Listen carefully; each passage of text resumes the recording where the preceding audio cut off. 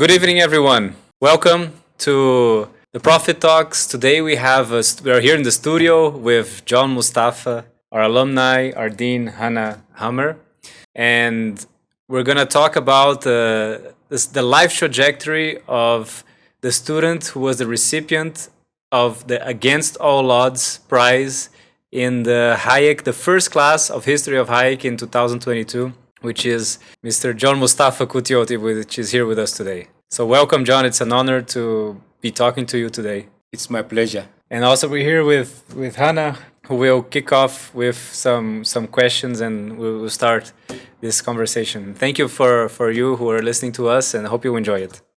So, John, you have been in Brazil approximately 2 weeks, right? I think you came to Brazil 31st of January, something like that, right? Yes. And so tell me about your journey until Brazil. What connects you to Brazil? Thank you so much, Hannah, for this question. I'm from South Sudan, and I'm called John Mustafa. Coming to Brazil started way back from Juba, where I had to fly from Juba to Istanbul, and then Istanbul to São Paulo. And the journey took me approximately 18 hours, and it was a mix of joy and excitement along the way, then until I arrived at São Paulo. That's great. And why did you come to São Paulo? I came to attend the first Hayek Global Summit, which was arranged for the Hayek alumni to come and get some lectures on some of the businesses that are being currently conducted. Okay, and so on and so on. So we have not started. Yeah, but once you started, it all started out in Juba, and then you had this 18 hours flight, but it all started out like some 2 years ago or what? When you got in contact with Edson, isn't that right? Yeah. How was that? So we have to start all the way from the contact with Edson, then the visa issues went. Yeah, tell us about that. So tell us the first time. So you went through the trajectory of the MBA, which is a 18-month course, and you studied online with a bunch of people. But tell us how it all began. The first contact you had with Hayek, how you first heard about Hayek Global College. Tell us how that go. I'm a guy who is always on social media, and I like interacting with people whom I can benefit out of from the social media. I don't take it for fun. I have a friend called Dr. Tom Palm who posted about Hayek Global College intake, and I was so much excited and happy to learn about it because I was in the process of looking for where I could do my master's program. So when I got the post from him, I took interest and then went to the website and then learned more about Hayek Global College, and I picked interest in it. Which after picking the interest, I had to call the Hayek Global College contact that I found. Luckily enough, the call went through, and I talked to the person whom I didn't know, I didn't see. Was it the first time? It was my first time to. Was it first time? Would you call it only one time, and I answered? Yeah, it was the first. It was only one time that then the person answered, and the person told me he's called Edson. So I asked him how and what does it take for me to enroll in this program. So he gave me the link to where I could go and apply and follow the instruction, and I did apply. So after that, a couple of weeks later, I got a notification of being admitted to the Hayek Global College, and I was very much excited to attend that classes. Yeah, I think it's worth telling my version of the story too. I was going to ask you about that. Like, it must be very exciting to get a call from South Sudan, right? So we were in the beginning stages of our program. It was in the middle of the pandemics. This was the end of 2020, maybe November 2020, something like that. Was that right, John? No. Something like that. Sometimes in the midst of the pandemics, the worst period that we're having there, I received a call and I couldn't really understand what was going on the other side. It was a strange number on my phone, and I couldn't really understand what was going on. The other side is like, "Oh, hi, I want to know about the MBA," and then the connection would be crack, and I wouldn't hear the other side. And all I understood was, "This is John, and I'm from South Sudan, and I'm interested in the MBA." And at the time, I have to make a revelation. I was very ignorant about African geography, and that's a shame on me. I'll give you that. And I was asking, "Oh, great, John! No, perfect, excellent. No, we can talk here." So I thought that it was close to Nigeria or something because I knew it was Nigeria. And no, cool. South Sudan. The first thing I do was starting to Google, where's this place coming from? And I was very excited that, I'm here in Brazil making an advertisement online, and I asked someone that is in the United States to help me out. And all of a sudden, I have someone in South Sudan interested in the see program. the connection this way. So I immediately called Hannah. Wow, you can't believe this! No, there's a South Sudanese interested in the program. So I was very excited. And continue, John. What happened later? Of course, after getting the call, then I went to the website, did the application, upload some documents which were needed, then submit it online. Then some few weeks later, I got a confirmation letter that I've been admitted for the High Global College, and I was very excited. So the journey started. Unfortunately, we were supposed to start it right after the maybe the next month after we got the confirmation letter. But you later on said you are still getting some more students, so we'll have to start it in, is it April or? I think January. Yeah, January Yeah. 2021. So January Right, 2021. yeah.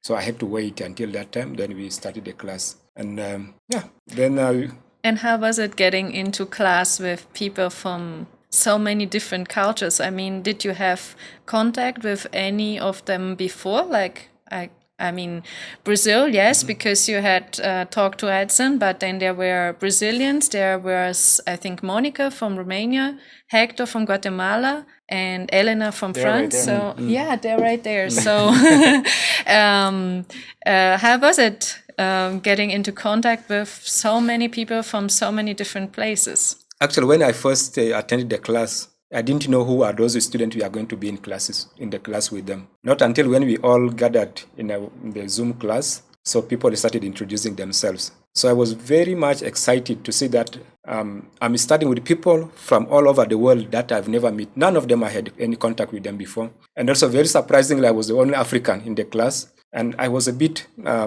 uncomfortable because I thought I was not going to make it. Because I thought maybe because of my educational background, my performance will be very low.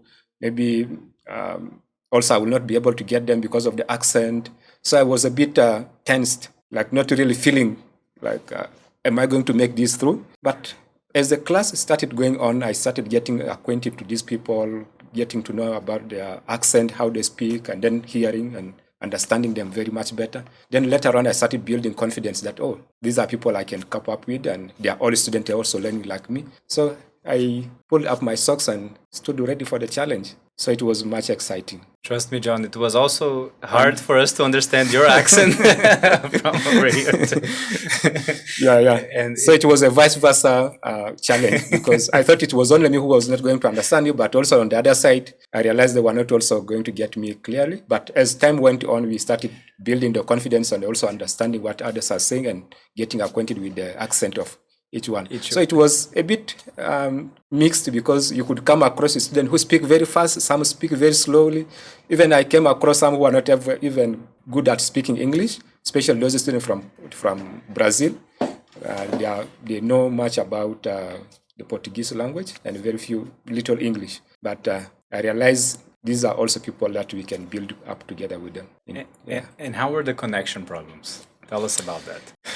That's one of my biggest challenges that I really faced because in South Sudan, one, the internet connection is very poor, and two, if you are able to connect, it's very expensive. Like per minute, you could go for over $1 per minute. So sitting in a class for 3 hours per day per class was a bit expensive for me. So I thought I wasn't going to make it. How much did you have to pay for internet? For the whole program? No, for 1 day. Okay. So 1 minute, $1. That's what one plus. $1. So then 2.5 hours of class should be like You're paying $1 for every minute of internet? No, not minute, hour. Oh, Yeah, $1 for every hour. Yeah. Okay. I thought it was minute. I'm sorry. Yeah. Yeah, but I think still, it was like 1.7 Yeah. or 1 point something per hour. And that's for your standards. It's For expensive. our standard in South Sudan, that was expensive. And also, even if you pay that amount of money, still you will not enjoy the connection the connection will always be on and off, and that's one of the major problem that I faced. And also, the other issue was the time zone. So the classes would start from 2 p.m. the first class, and would go on up to 9 p.m. at night. And at the beginning, we had 3 classes per day every Saturday, and that was one of my biggest challenge that I faced, because I would start class on every Saturday from 2 and end up at around 1 a.m. So the first 2 classes, I would have enough energy and high concentration. But coming to the last class, now the concentration was getting a bit lower, and I was also feeling sleepy. And also, I had to go to access the internet in a hotel. So coming to the midnight, the hotel is already closing. So what do I have to do? I had to close down in the middle of the class and also travel back home. And also traveling back home, I didn't have any car to drive back home, so I used the motorcycle. So I had to ride on my motorcycle, then going back home. And sometimes when it rains, the rain gets me on the way, beat me. Did you have your laptop with you? Yeah, I had my laptop with me. And what I would do always is I had to go to the lectures prepared with my raincoat, just in case, because we don't have the weather forecast in that part, in the city where I live. We don't have weather forecast. So anytime I'm going for class, I'm just prepared, just in case it rains, my computer doesn't get spoiled. So I would take my raincoat ready, so that when it rains, I put it on, then go back home. So the distance from my house and the hotel where I could access the internet was approximately 20 to 30, no, I think 10 to 15 minutes riding. And there's no paved roads? No paved roads. So the roads are bad, muddy when it rains. So you have to put on the light and then ride back home. And sometimes even... there's no lights as well on the streets, right? No lights on the street. So you have to put the light on from your motorcycle, and then you can drive at night. And sometimes I would go to that particular hotel, and maybe on that day they don't have the internet connection. Maybe the internet is down. So I have to search around where to get the internet. And it happened one day, none of the hotels had the internet connection. Oh, sometimes you couldn't find internet connection? Yeah, sometimes you couldn't find the internet in the hotel. So what I would do is I would buy what we call the internet bundle. So those are minutes that the telecommunication sells through the airtime. So you have to buy it so that you can get connection to the internet. So I would use my phone to access the class. And sometimes maybe because I don't have the charging system in my house, I would stay on the phone until when the battery goes down. I also end the class. Yeah. So that had to force me to buy the internet modem. There's something like that which is making the light. It's small. It's an internet modem that you can connect through the internet. So you have a modem like that with you? And you would bring it so that... But then No, I would only use it when the phone is down and then there is no internet at the hotel. So I would subscribe the internet bundle and use that. And why wouldn't you use that in other moments? Was it more expensive? More expensive, yeah. How much was that one? And it would cost more. That is... okay, it was like... I can't remember how much that could be, because like for now, I think 3 hours would go for 47,000. That's more than $50. For 1 hour? Yeah, for 3 hours. Oh, for 3 hours. 3 hours would be like 50. So we went from $1 per hour, $3 for 3 hours, to $50 to $50 per hour per 3 hours. For 3 hours. For 3 hours, the $50 for 3 hours. I don't know how much would that be per hour. Yeah, 50 divided by by 3. 15, like 20, 15, 17, something like that. Yeah, 20 something. Yeah, so that was very expensive. Yeah, that was very expensive. And this one would only last for you for the 3 hours if you are not using the video. So if you are using the video, this one is just within 1 hour or 30 minutes to finish. That's why we never saw you on the cameras, right? No. So this one will just go like nothing. Yeah. So I would just use it on some rare occasions. Yeah. Yeah, I remember this one hike stage that you gave on. I think it was something on data, and then you were like battling so hard for internet connection. And first there was a video, and then there I think Edson put on the slides, and then after. I think you put on the slides, I don't know, but you battled, and I guess you guys can see why John won our prize, right? Against our odds, yeah. award. Let's show the prize, John. Let's show the prize that you won so people can take a look at it. Yeah. So this is the award that I have one from High Global College, and it is called. Bring to the camera here so people can see. Yeah. Essa aqui pra câmera. A outra câmera aqui, ó. You have. Opa, this is his award. Aqui? Yeah. Aí, é. No, like, So that's his award, Against All Odds. And what did that mean for you, John, when you received it? How was the feeling?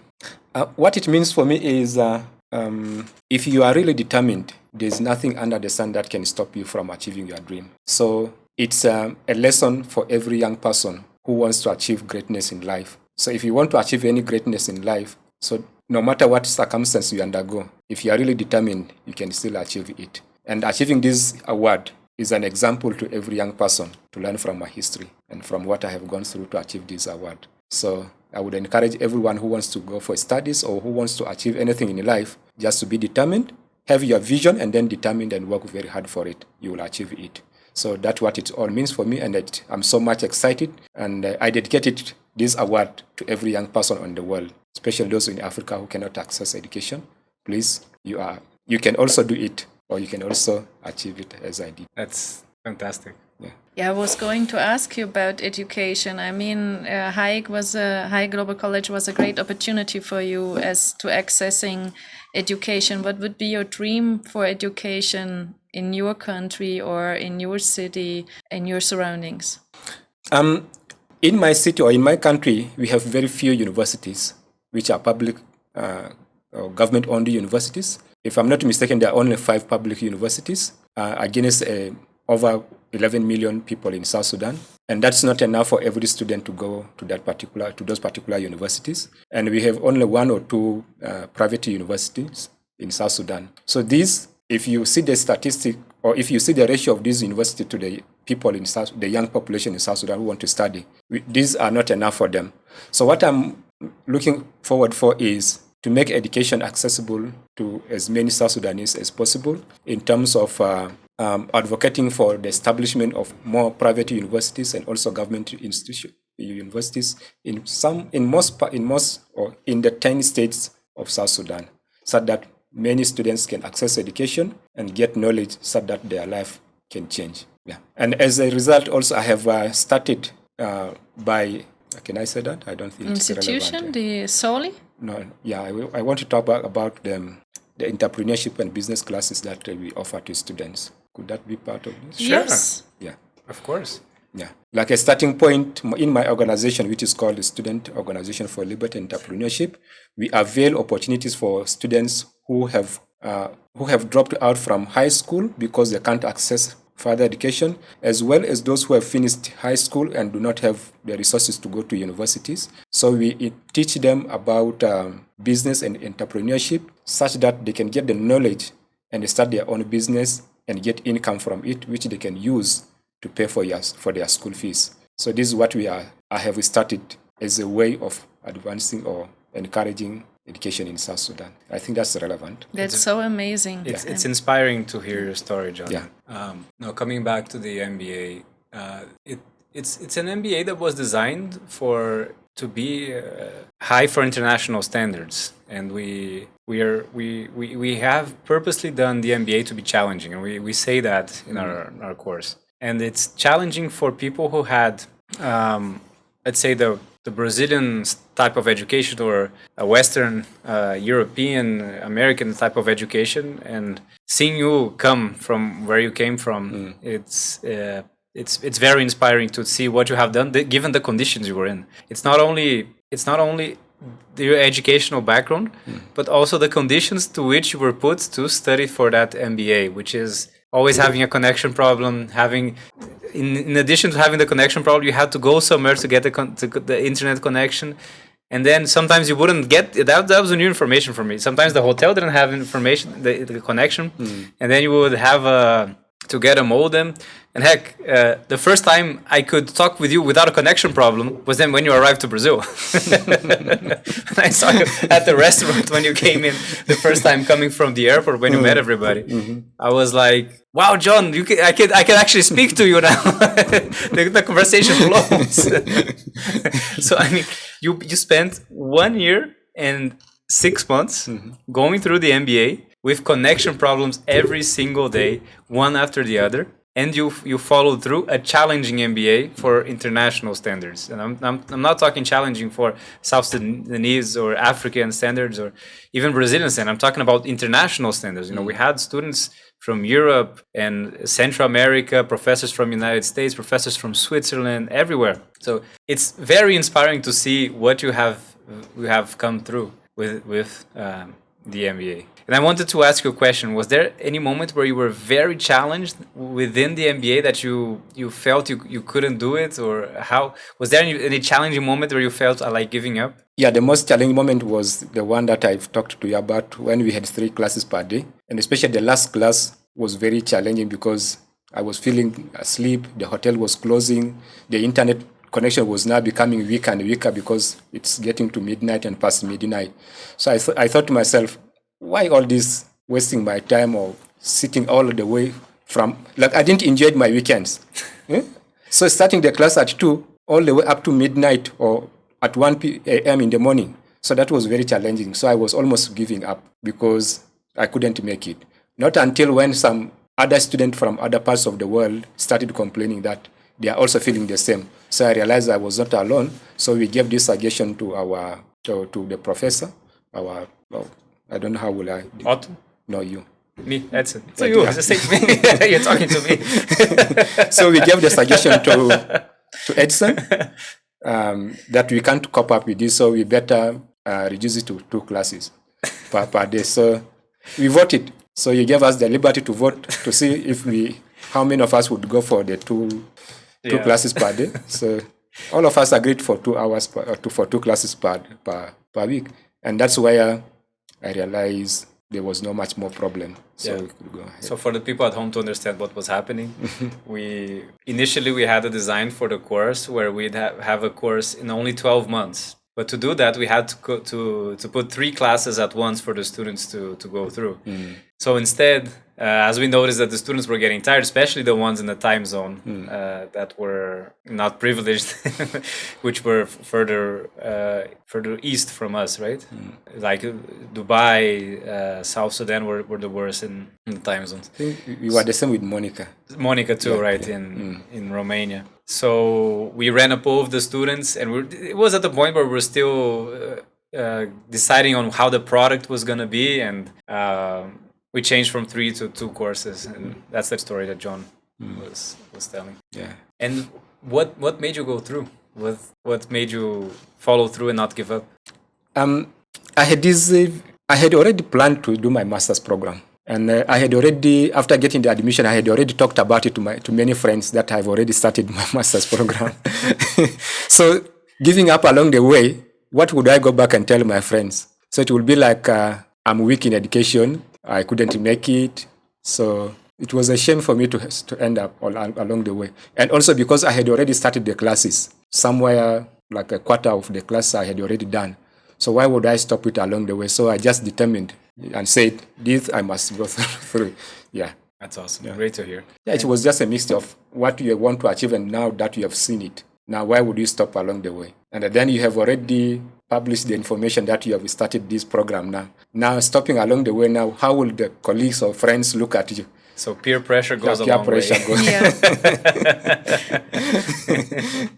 Yeah. Do you think it also could have to do with some of the opportunities that you might have now after the MBA, after finishing the MBA? What? I mean, you had the peer pressure, or I mean, you already had published that you were doing the MBA and promoting the MBA on your social network and talk to friends. Do you think it could have also to do with something like, if I finish the MBA, then I might have greater opportunities for my job, or I don't know, professional achievement? Yeah, what I thought was after finishing my MBA program, at least I will have more opportunities to get better jobs and also get more knowledge on how to survive in the world. Mm-hmm. So that kept me on. So I had to continue with it. Yeah.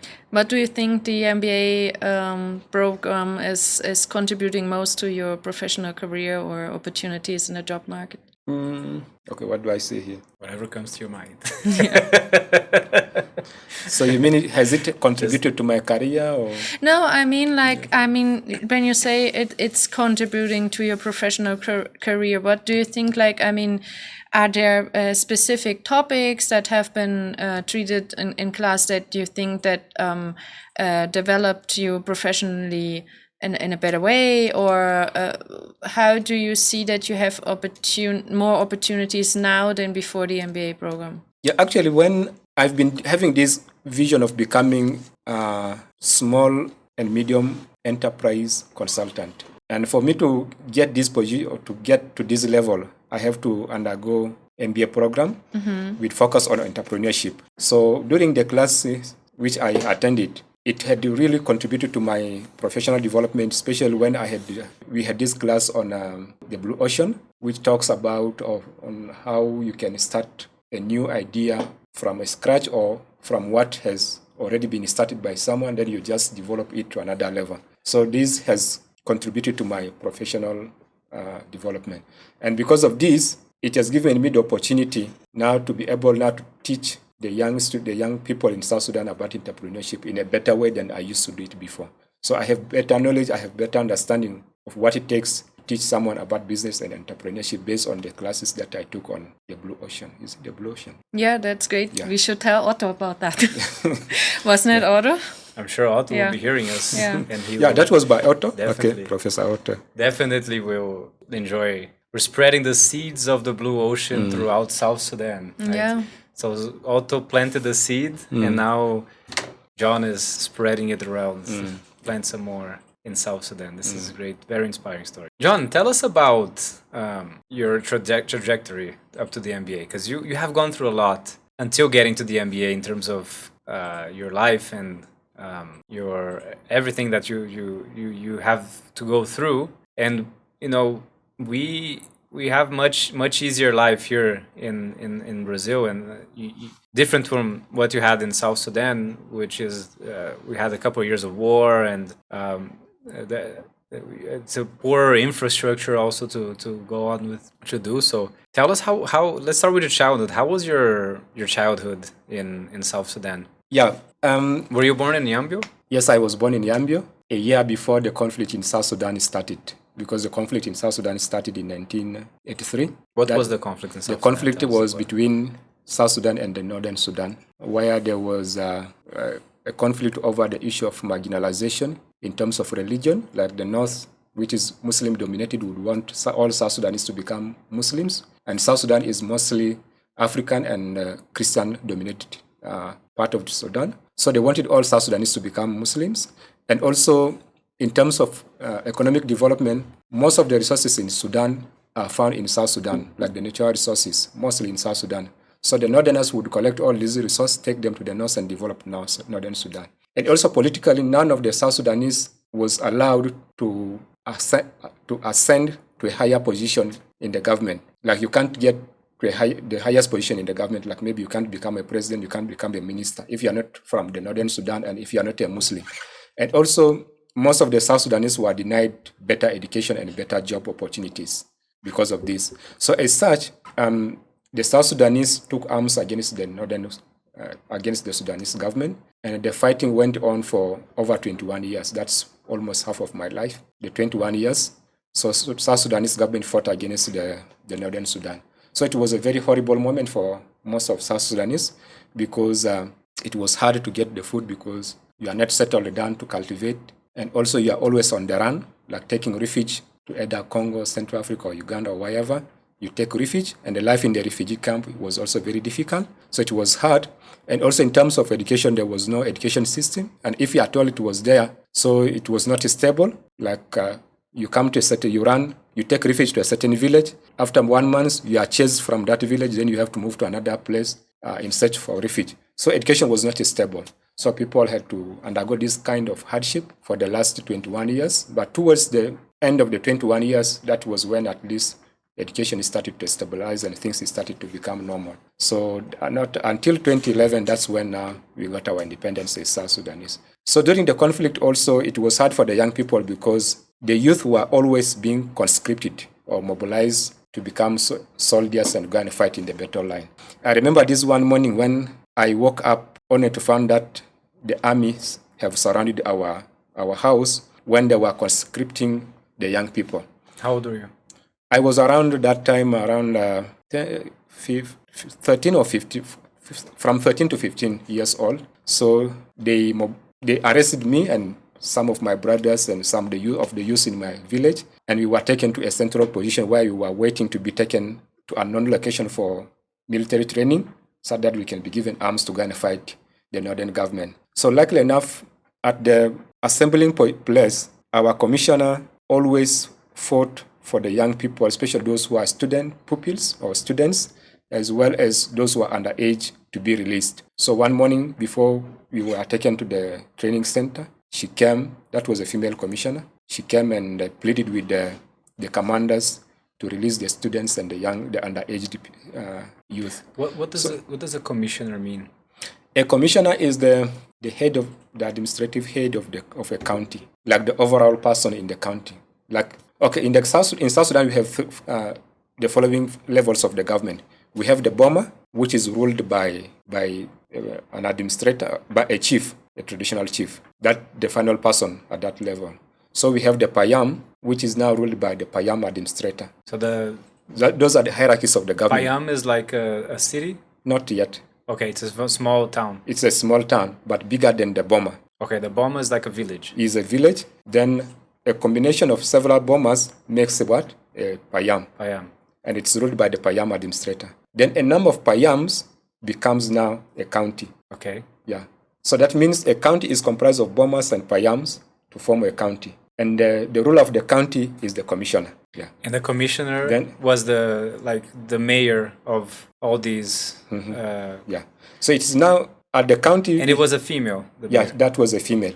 Then from there, the county, now we have the state, which is now ruled by the governor. Okay. Yeah. Then from the state, now we have the national government. We have how many states you have in South Sudan? We have 10 states. 10? 10 states. That's okay. 10. Yeah.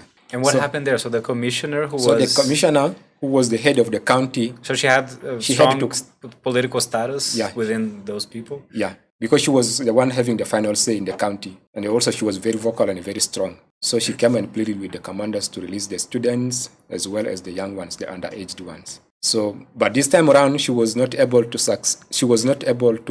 succeed in convincing the commanders to release the students. But the underaged ones were allowed to be released. So I was among the underaged ones who were likely to be released. Then the rest of my colleagues who were above my age. How old were they? And they were from maybe 17, 18 and above. So everyone who was 17 and above had to go fight in the war? Yeah. And they had no choice? They had no choice. So they were all... And what if they didn't want to fight in the war? You have no choice. You are taken from your village to a known location where you don't know. So you undergo trainings, military trainings. Then from there now you are given guns and then you are taken to the battle line. So there's no way for you to escape back. So you're kind of being in a prison for fighting. Yeah. Yeah, somehow. And how was your education? How were you able to study? Because you're a person who got a master's now. We're talking here to John Mustafa, who has a master's. But when you were 14, you were taken to an army to fight. How was studying at? Okay, what happened was we took a refuge to a very remote part of South Sudan, especially my city, a very remote part of it, where we had the education system. At least we were able to study. The community established a community school, and those community members who were learned volunteered themselves to teach their children. So I underwent this informal kind of education from primary 1 all the way to primary 4. So after that, then the situation started to stabilize. Then we had to return back to the city. Then I joined primary 5. Then I finished my primary school. Then after I finished my primary school, then I went to a high school in Yambio. Then which was normal for 4 years. I finished my high school in Yambio. Then after finishing my high school, what I did was I still had the passion of going back to school, because in my area we are told that it's only education that can make your life better. So I thought, since I'm coming from a very hard background, it's better for me to study so that my life can change and for the better one. So I had to lay bricks, then sell them in order to go for studies in Uganda, because that's where you could get higher education. There was no universities at that time in South Sudan. That's after you finish. After you finish high school, how old were you when you finished your high school? Now, how do I finished high school in 2013. How old are you now? 39? 39. So mine 10 years ago? 2003.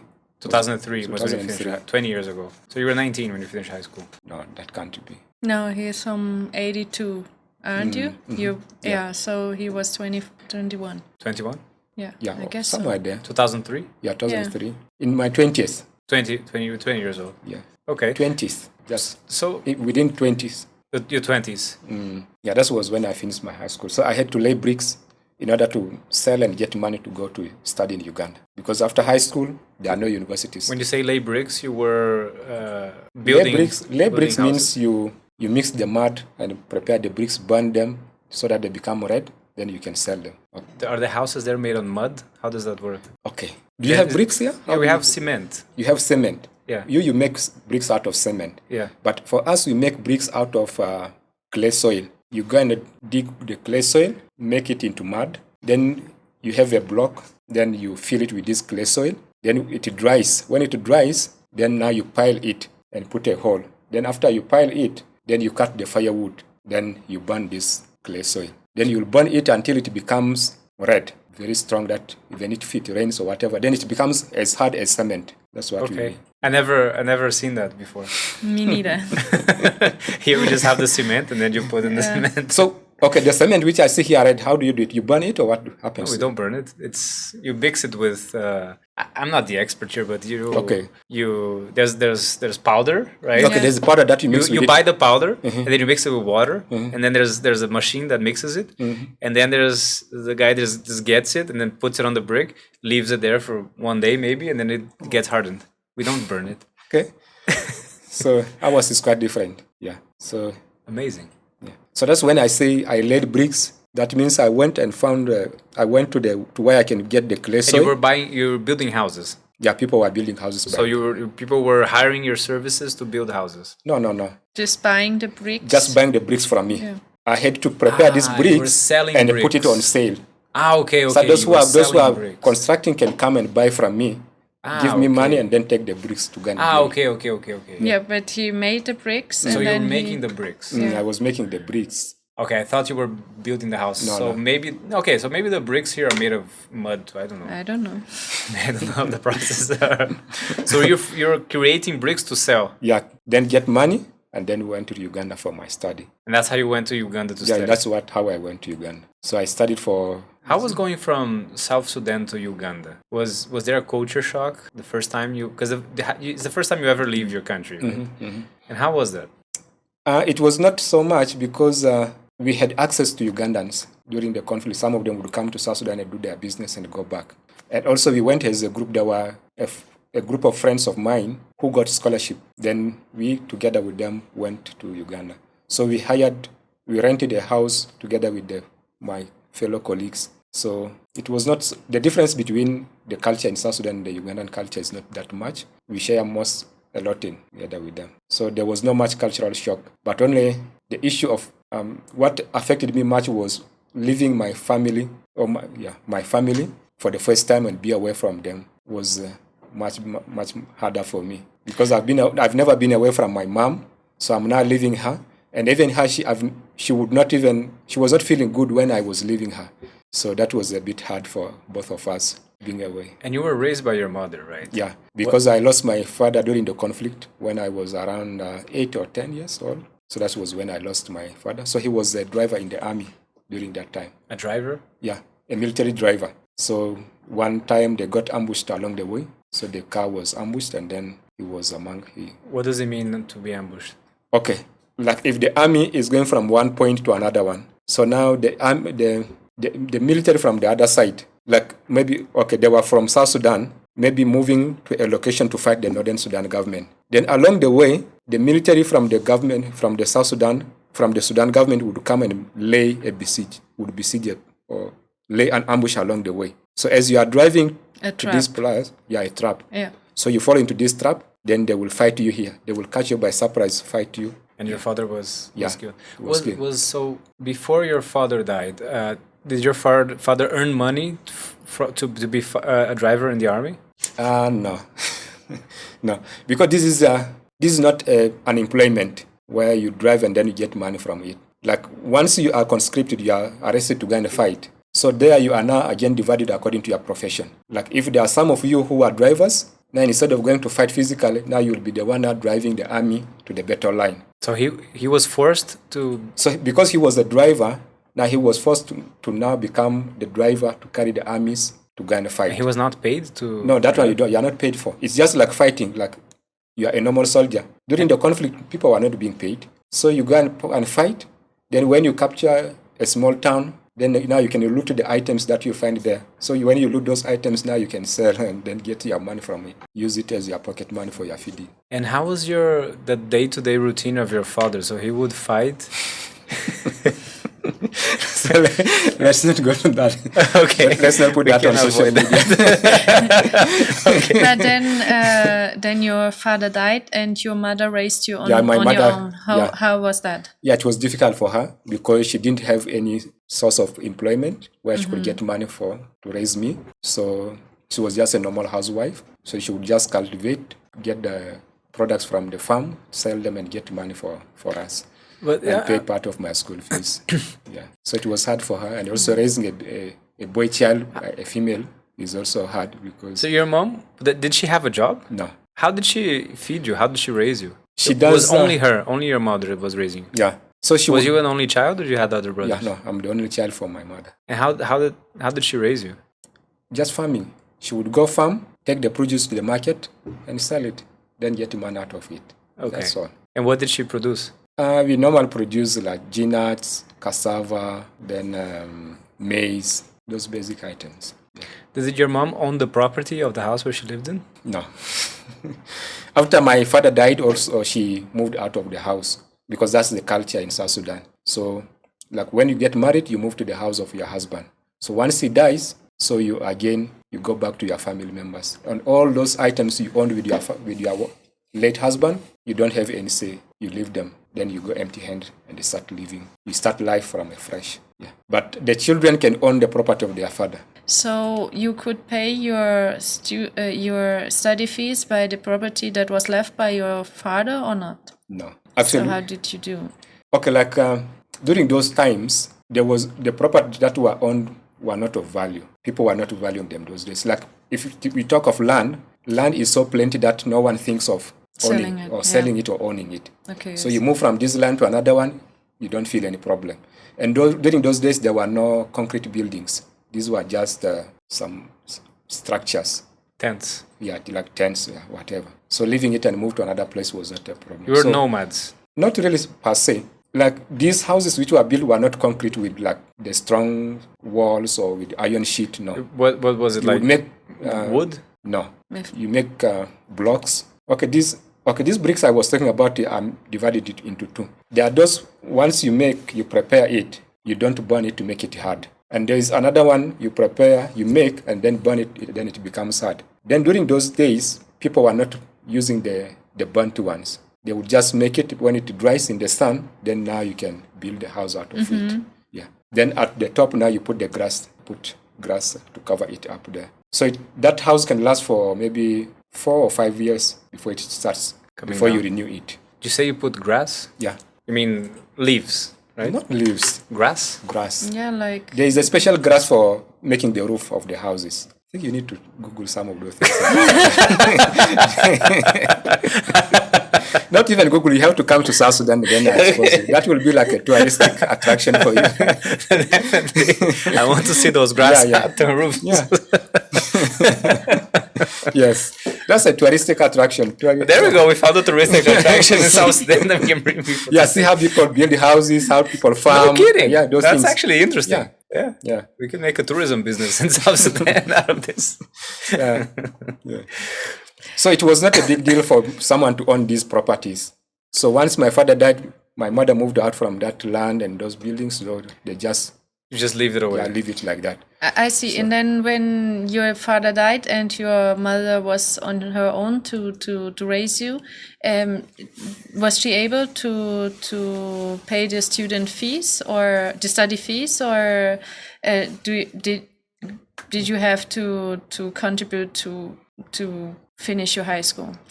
No. through the produce, the sales from the produce that she got, she was able to pay my school fees without any much problem. Did your mom have education too? No, she didn't. She dropped at the earliest stage of education or whatever. Yeah, but normally we can say she didn't have education. So you're the first of the family to have education. So she was able to pay my school fees from the sales of the produce, but she was not able to pay beyond the high school level. So that's why I had to contribute now by making these bricks, then in order to continue with my studies. And then when you went to Uganda, you had to leave your mom at home. But at that time, you already had children? No. When I went to Uganda, no, I didn't have a wife at that time. It's only when I came back from Uganda, then I got a job. Then after that, then I got married. Yeah. Because I think later on you went to another place where you had the same situation, wasn't it? Yeah. After I came back from Uganda, I got married. Then I gave birth to one child, a daughter. So I realized with the job that I had, the earning was not enough. Like I had to project that if I give birth now to 2 or 3 children, now with this level of education and the amount of money that I'm earning at the moment, I will not be able to feed my family when I have 3 or 4 children. So I told myself it's better for me I go back to school. And also my wife did not finish her high school because she dropped in the second last stage of her high school. So we all decided that it's better for me to go back to school, and also she goes back to school and finish her high school level. So I left for Nairobi to go and do my studies there. And also behind here, she was able now to go back to school and finish her high school. And for me to go to Nairobi, what I did was the work that I was doing with the government. So I was able to save some money for over 2 years, which was enough for me to start my studies. Then also I applied to the government to release me to go for my studies with the full pay. Like I would study, and then I receive my salary. I continue receiving my salary. So my salary part of it would go for me for my study to pay my school fees, and part of it would remain for my wife and my child back at home to pay for her school fees and then take care of the child and the house. So that's how we survived for 1 year. I started this in 2012. Then I studied for 1 year. In 2013, conflict erupted again in South Sudan. In 2013? In 2013. You were in Nairobi? Yeah. While I was away in Nairobi, the conflict started in 2013, after I had studied in the university for 1 year. So during this conflict, there was no way the government could transfer my money from South Sudan to Nairobi for my studies. Because you were still working. It's okay. So you went from South Sudan to Kenya, and you were still receiving money to study because you were a government employee. Yes. And the government was paying for your studies. Yeah. Okay. So was paying even when you not paying my study, but paying my salary. Paying your salary while you were studying. Yes. And then conflict erupted, and then you didn't have an income anymore while you were living in Kenya. I had income, but it was the issue of the transfer. Oh, they couldn't transfer your money. They couldn't transfer the money now from South Sudan to Kenya. And probably it was much more expensive to live in Kenya than in South Sudan. It wasn't.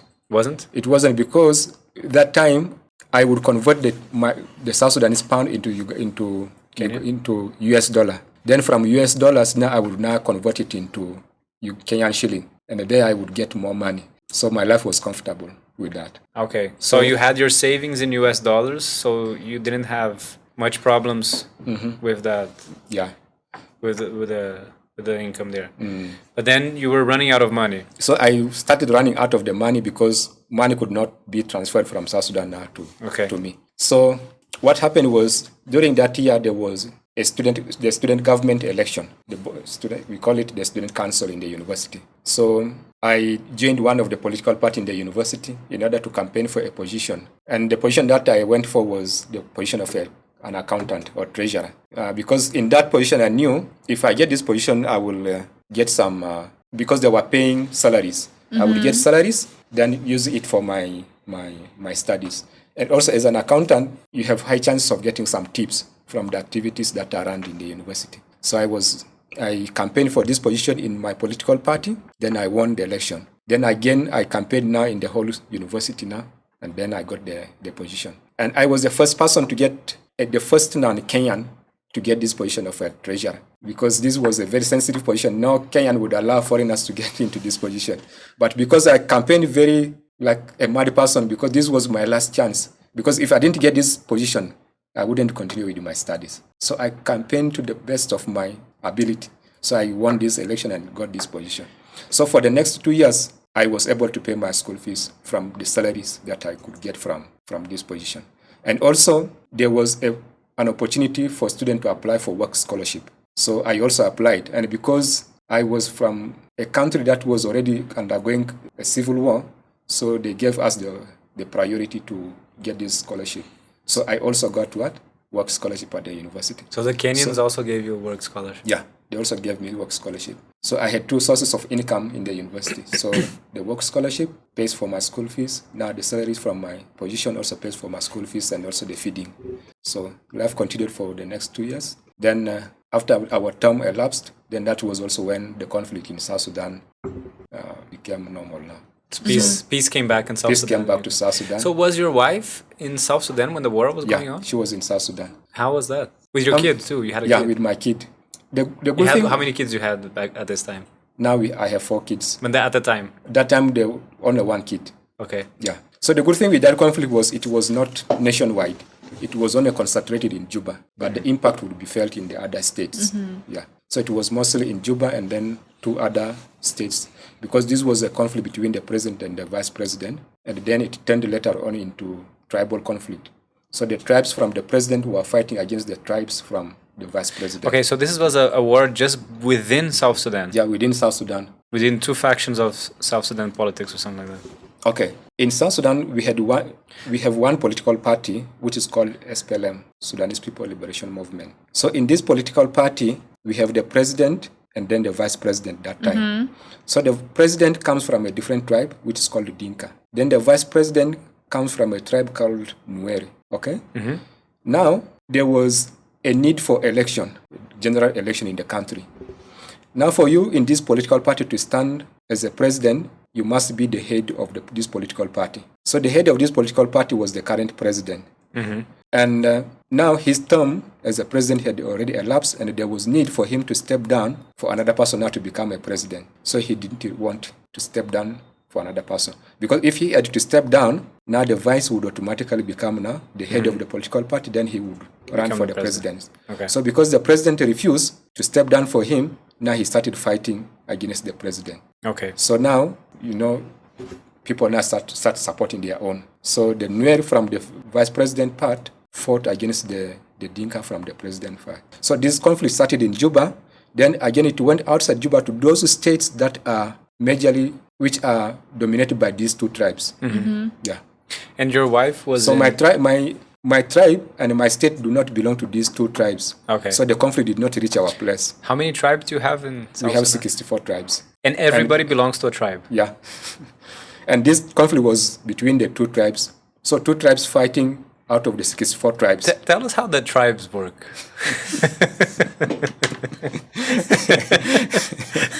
Do you have like a head of each tribe? This is very unique for us. Yeah. Because we have tribes here among the natives in Brazil. But in the cities, we don't have tribes. So in South Sudan, everyone belongs to a tribe. And most of these tribes have subdivide into clans. And every clan has a head. How do you call the head of the clan? No, these are just traditional leaders. Okay. Yeah. Because the leader of the tribe here, they call cacique. Okay, for us in Arabic, we call them sultans, like the chiefs. Ah, the sultans. Okay, we heard of the sultans before. Yeah. Those are chiefs. Okay, but that's Sudan, right? Or not? Sultan. Okay, Sultan. Sultan. Sultan. S-U-L. Sul. Okay. Yeah, like just call it. Like Does he wear a hat? No, he doesn't. Some put hats and some do not. Yeah. So those are the ones heading the clans. Then all of them now form what we call a tribe. Yeah. And some of these tribes also have kings. Okay. Like out of the 64, it's only 2 tribes that are still ruled by kings. Yeah, which we have there. And they all have a different language. Yeah, all these tribes have different languages, and sometimes these clans also have their own languages. Are they divided by the counties that you have, or not? No. It's a different division. They are all mixed within the same county or Payam or whatever. They are all mixed there. So there's the state politics on one side, and there's the tribe. Can we call it tribe politics? Is it tribe Yeah, partly. Yeah. hierarchy? Yeah, there's hierarchy for the government. There's also Hierarchy for the we call it hierarchy. Yeah. Hierarchy for the tribes and hierarchy for the government. Yeah. And when you went to Kenya, is it different? Is Kenya different from Uganda and South Sudan, or is it still similar? It's still the same. Like we still have the same, almost similar cultures, because from history it's learned that most of the Kenyans came from South Sudan. Because this is a long history. Like in Africa, it's like the River Nile. There's a map there. It's very small. Okay. So in Egypt in Africa looks like it's up, then coming down is low. Egypt, then coming to Sudan. Maybe we can show the camera what you're showing. Okay. So it looks like this. Like we believe in Africa, we believe that Egypt is upward. So below Egypt comes to Sudan, then from Sudan comes to Uganda, comes to Kenya, then going to other African. So people started migrating from the northern Sudan, like from Egypt there. So they started migrating. So when they started migrating, some of them came and settled in Sudan. Then part of these people continued moving, and some settled in Uganda, and some continued moving, and others settled in Kenya. So that's why you can find the same tribe in Sudan, in Sudan by then. In Egypt, you can find the same tribe in Sudan, the same tribe in Uganda, the same tribe in Kenya. I see. Yeah. Like for instance, if you look at the Kikuyu, the Kikuyu, yeah, these are the Bantus. Because in Africa, we have the Nilotics, the Bantus, and the Kushite. This is the three major people we have in Africa. So the Bantus, you can find Bantus in Sudan, you can find the Bantus in Uganda, also in Congo, and also in Kenya. Mm-hmm. So as a Bantu, if you go to these 3 or 4 countries, you will still have no much problem, because these people still behave like you. And also we have the Nilotics, these tall people, mostly the Bantus are majorly cultivators, the farmers, but the Nilotics are majorly cattle keepers. So they are tall and thin and black. So you can still find them in Sudan, you can still find them in Uganda, and then in Kenya. So when you move along these countries, so you can still find people. So as we move in these East African countries, we don't have much problems in terms of culture. Mm-hmm. So we don't because they come from the same heritage and tribe. Yeah, the same heritage. Okay. Yeah. So that's how it is, Yeah. I see. So as we are talking about culture, and you're saying you didn't have any culture shock among Uganda, South Sudan, and Kenya, how was it coming to Brazil? I mean, there should have been going on a lot of culture shock, isn't it? Yeah. When I was coming to Brazil, I didn't know what I was coming up to. I didn't know how life here was. But what we normally hear from Africa is these Western countries or these European countries, they are very cold. So when I was coming, I knew I was coming to a very cold country, and I was prepared. I had to look for a jacket in Juba very seriously to put it on. So when I arrived here, it was the opposite of what I thought. So the weather here is more or less like what we have in South Sudan. The same weather. I have no problem with the weather. It's normal for me. And also, the people are so much welcoming. They are not. I didn't expect the kind of welcoming that I get from people. Like I thought, maybe as an African, maybe people would look at you and try to know who you are, and maybe ask you some questions or stop you along the way. But that's not the issue. Everywhere that I go, there's no one who minds about me. So they are always welcoming. So whenever I talk to people, they are ready to help me. Like in the hotel where I'm staying, no one thinks bad about me. So they're always there around me. And very surprisingly, I also come across people who are black like me. But the funny thing is, when I try to speak to them in English, they are not able to speak to me in English. So that's what is happening. So generally, living in Brazil, I have no problem. The weather is just nice. The people are nice. They are much welcoming. There's nothing. Also, the infrastructure. Like I've been exposed to these modern buildings that I've never thought of in my life. So these are like these plans of the Oscar Niemeyer's plan. These are very nice, very fantastic buildings, and they are very nice. So these are things that I've never thought of any structure like that before in my life. But this is just a surprise, a shock for me to see a building covered all from the above facing downward, or maybe facing upward. And so, and those tall buildings, I've never been exposed to them. So it was just something very interesting for me. And also, I've never seen what a beach looks like. So for my first time to go to the beach and see the beach and getting access to the ocean, the Atlantic Ocean, was very amazing. And also taking the boat ride was just awesome. So these are things that are really making Brazil more attractive for me. It is what I would say is Brazil is my second home. Like it's a home away from home. So I have no problem in Brazil. But one major thing, because when I was in South Sudan, I used to wonder, why don't we have more Brazilians coming to South Sudan? Or maybe in politics in Africa, you can't hear about Brazil involving themselves in any political or economic policies in Africa. I really didn't understand it properly, why it was. Not until when I landed in Brazil, that's when I learned most Brazilians speak Portuguese language. And because very few of them speak English, so they don't have, they are not well connected with Africa that mostly speaks English language. But with most of African countries which speak English, so Brazil has no visibility in those countries.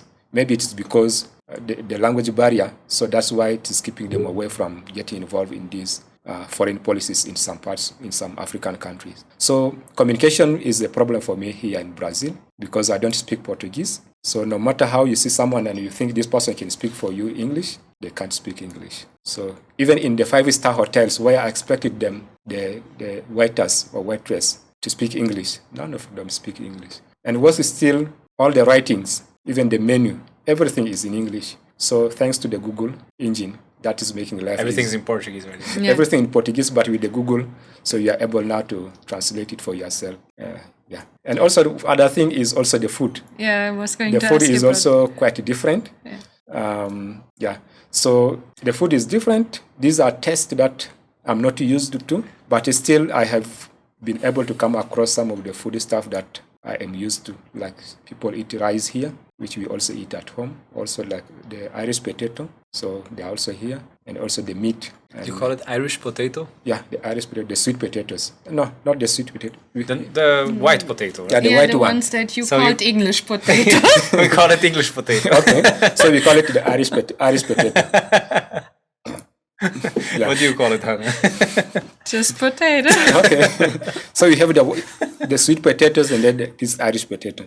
So people also eat Irish potato here, and also the meat. But the way they cook them, especially the meat, is quite different because, especially when you fry meat, here there are different types of frying meat. There's that one which is bleeding, and there's the other one which is not bleeding.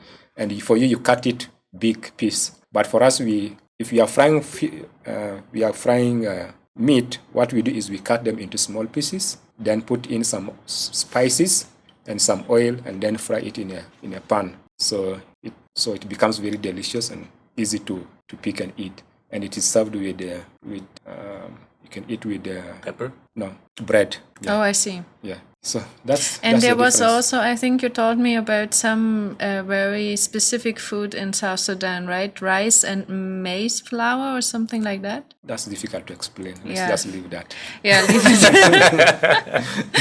I was just thinking that in Sao Paulo, I remember that we had this a deep fried dish, pastel, and then you saw this, I think, sugarcane juice maker, and it was very interesting to you, right? Yeah, it was very interesting for me because we have also sugarcane in South Sudan, but that's not how we eat it or we chew it. For us, what we do is we peel it, then cut into small pieces, then you chew. Now, making the juice out of it was something very good for me because wherever I go, I have a mind of business. So I came across this small, simple machine that you could put in the sugarcane, then it crushes it and then Becomes a juice. comes out a juice. So I picked interest in it because I thought this small machine can be bought here and I can carry it home, then make juice out of it. Because the weather also in South Sudan, which is hot like here, getting this fresh juice, which is cold, would sell a lot. You would get money from it. So I went closer to this machine and saw how it was made. It was very simple. So That's the power of cross-cultural entrepreneurship. See? That's yeah. what we always talk about. Yeah, so I picked interest in seeing how they did, and they were so they were so helpful. So they took one piece of sugar cane, crushed it, and the juice came out, and then I tested it, and it was very, very nice. So that was one business opportunities that I found. But carrying that machine is heavy. Yeah. You can make a machine there like that. No, that's not possible. You can make the rolling machines, no? But I don't. I wonder about the taste of the juice that will come out. You have to test it out. Because this is something consumable, so it has to be it has to come through a clean material. But you saw that they put it in like they kind of cleaned out the small stuff of the juice. Yeah. Just forget the name of the. Yeah, there was a funnel that they had to pour it out from it. Yeah. You know, once you are dealing with machines that makes food for human consumption, there are a lot that are involved. It's not just a matter of a machine. One is the metal from which the machine is made from. So you have to understand the metal and how it crushes it, because if these metals are crushed and then you drink, some of these metals can affect your health. So that's why I'm not for the view of making this kind of machine. Of course. Because we take this stuff for granted. Yeah. So you have to find a business person here who wants to import the machines to Africa, especially in South Sudan, and open a franchise in South Sudan and sell. Then I can sell juice out of that. There you go. Yeah. And you can sell to the whole South Sudan. So this create markets for myself, who will produce the juice, and also for the farmers, because now the farmers will start producing sugarcane. Yeah, planting and producing more sugarcane. Yeah. So to everybody watching us, there's business opportunities from Brazil to South Sudan. Just get in touch with John. He has a business card. We're going to give it to you right after the video. Okay. Yeah. But John, just jokes apart, I one thing that was surprising to me is, first, we know it's different, right? Our coaches is completely different. Everything you talked about surprised me, and some things we say surprise you. So, but there's a lot of similarities. We have sugarcane, capybaras. We have apples. You have apples. Yeah. Yeah, you have apples over there. Yeah. Coconut. Yeah, we have coconut. What was surprising to you that was the same as with us and you? What's this fruit now? The one that I showed you on my phone, it was big. Jaca. Yeah. What surprised me was we also have jackfruits here in Brazil, which are also in South Sudan. But the ones that I've come across here are not as big as the ones in South Sudan. If you see a jackfruit from South Sudan, it's really big. It's very huge. And the good thing is these jackfruits are just natural. You don't have to put fertilizers to grow them. They just grow in South Sudan. You grow them naturally, and then you get very nice jackfruits. So that's one thing that surprised me, and which we have in common. Okay, and also we have sugarcane here. You have sugarcane. What about capybara? Oh, capybara! I thought capybara was only in Brazil. Yeah, because I come from a tribe where we do hunting for our meat, because we eat a lot of meat, especially the bush meat. So when you talked about the capybara, and I saw the picture, so we call this in South Sudan or in Africa the bush rat. So bush rat, this is a special animal that is only eaten by this family that from which by this particular tribe from which a king comes from. Okay. Like, this is a special animal that is not commonly eaten by the common persons in Africa. Okay, so it's a gourmet food. So it's a special food animal that is only eaten by the king's family. So the capybara? It cannot be eaten by any other. It can be eaten, but especially it's meant for this family only. Oh, I see. Yeah. But it's like a royal meat. Exactly. It's a royal meat. Capybaras. Capybara, yeah. It's a we can make a lot of money with that. But Ibama's not going to allow us. Yeah. So so many capybaras. So whenever you catch the capybara, when you hunt and then you kill the capybara, so it becomes a special meat for you that particular day. So you enjoy the kings will go crazy here in Paranoa. Yeah. Yeah. Sorry, go ahead. Yeah, that's what I have to say. So it's a royal meat that's eaten by this royal family. But what if you find some in the bush? If you find some in the bush, you hunt it. If you are not a royal family, you kill it, then you eat it. So that particular day, you feel like a king. Okay. So it's a rare. Yeah, it's a prestige. Okay. meat. So yeah. if you want to feel like a king, you eat capybara. Yeah, you eat the capybara. And what about the monkeys, John? Oh, the monkeys, we also eat the monkeys. I have this interesting story to tell. When I was graduating in my undergraduate program in Nairobi. And then in the university where I was studying, there were these monkeys that would come and hang around. That's in Kenya, Nairobi. That's in Kenya now. Okay. The monkeys would come and hang around. And whenever I look at them, I would look at them with a lot of appetite. That if it was at home, I would catch these monkeys and eat them. But it was illegal to kill monkeys in I'm sorry that I'm sorry that I'm laughing, but it just the way that you said so I would it, look at them with some appetite, but it was illegal to kill them. So I was given the opportunity to give a speech on behalf of the student, and I gave this testimony, and everyone in the auditorium room burst into laughter. Like us. Just like what you are doing at the moment.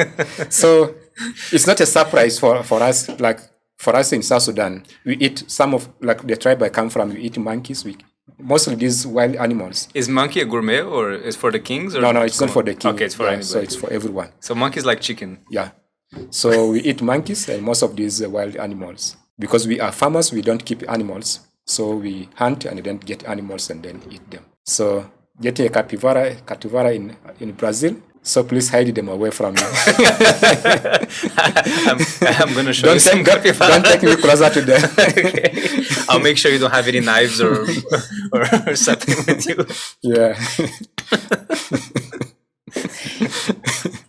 Well, but I mean, did you say because you are a farmer you don't have animals, and then you would have to be in a tribe that would grow cattle, so you could eat meat from the.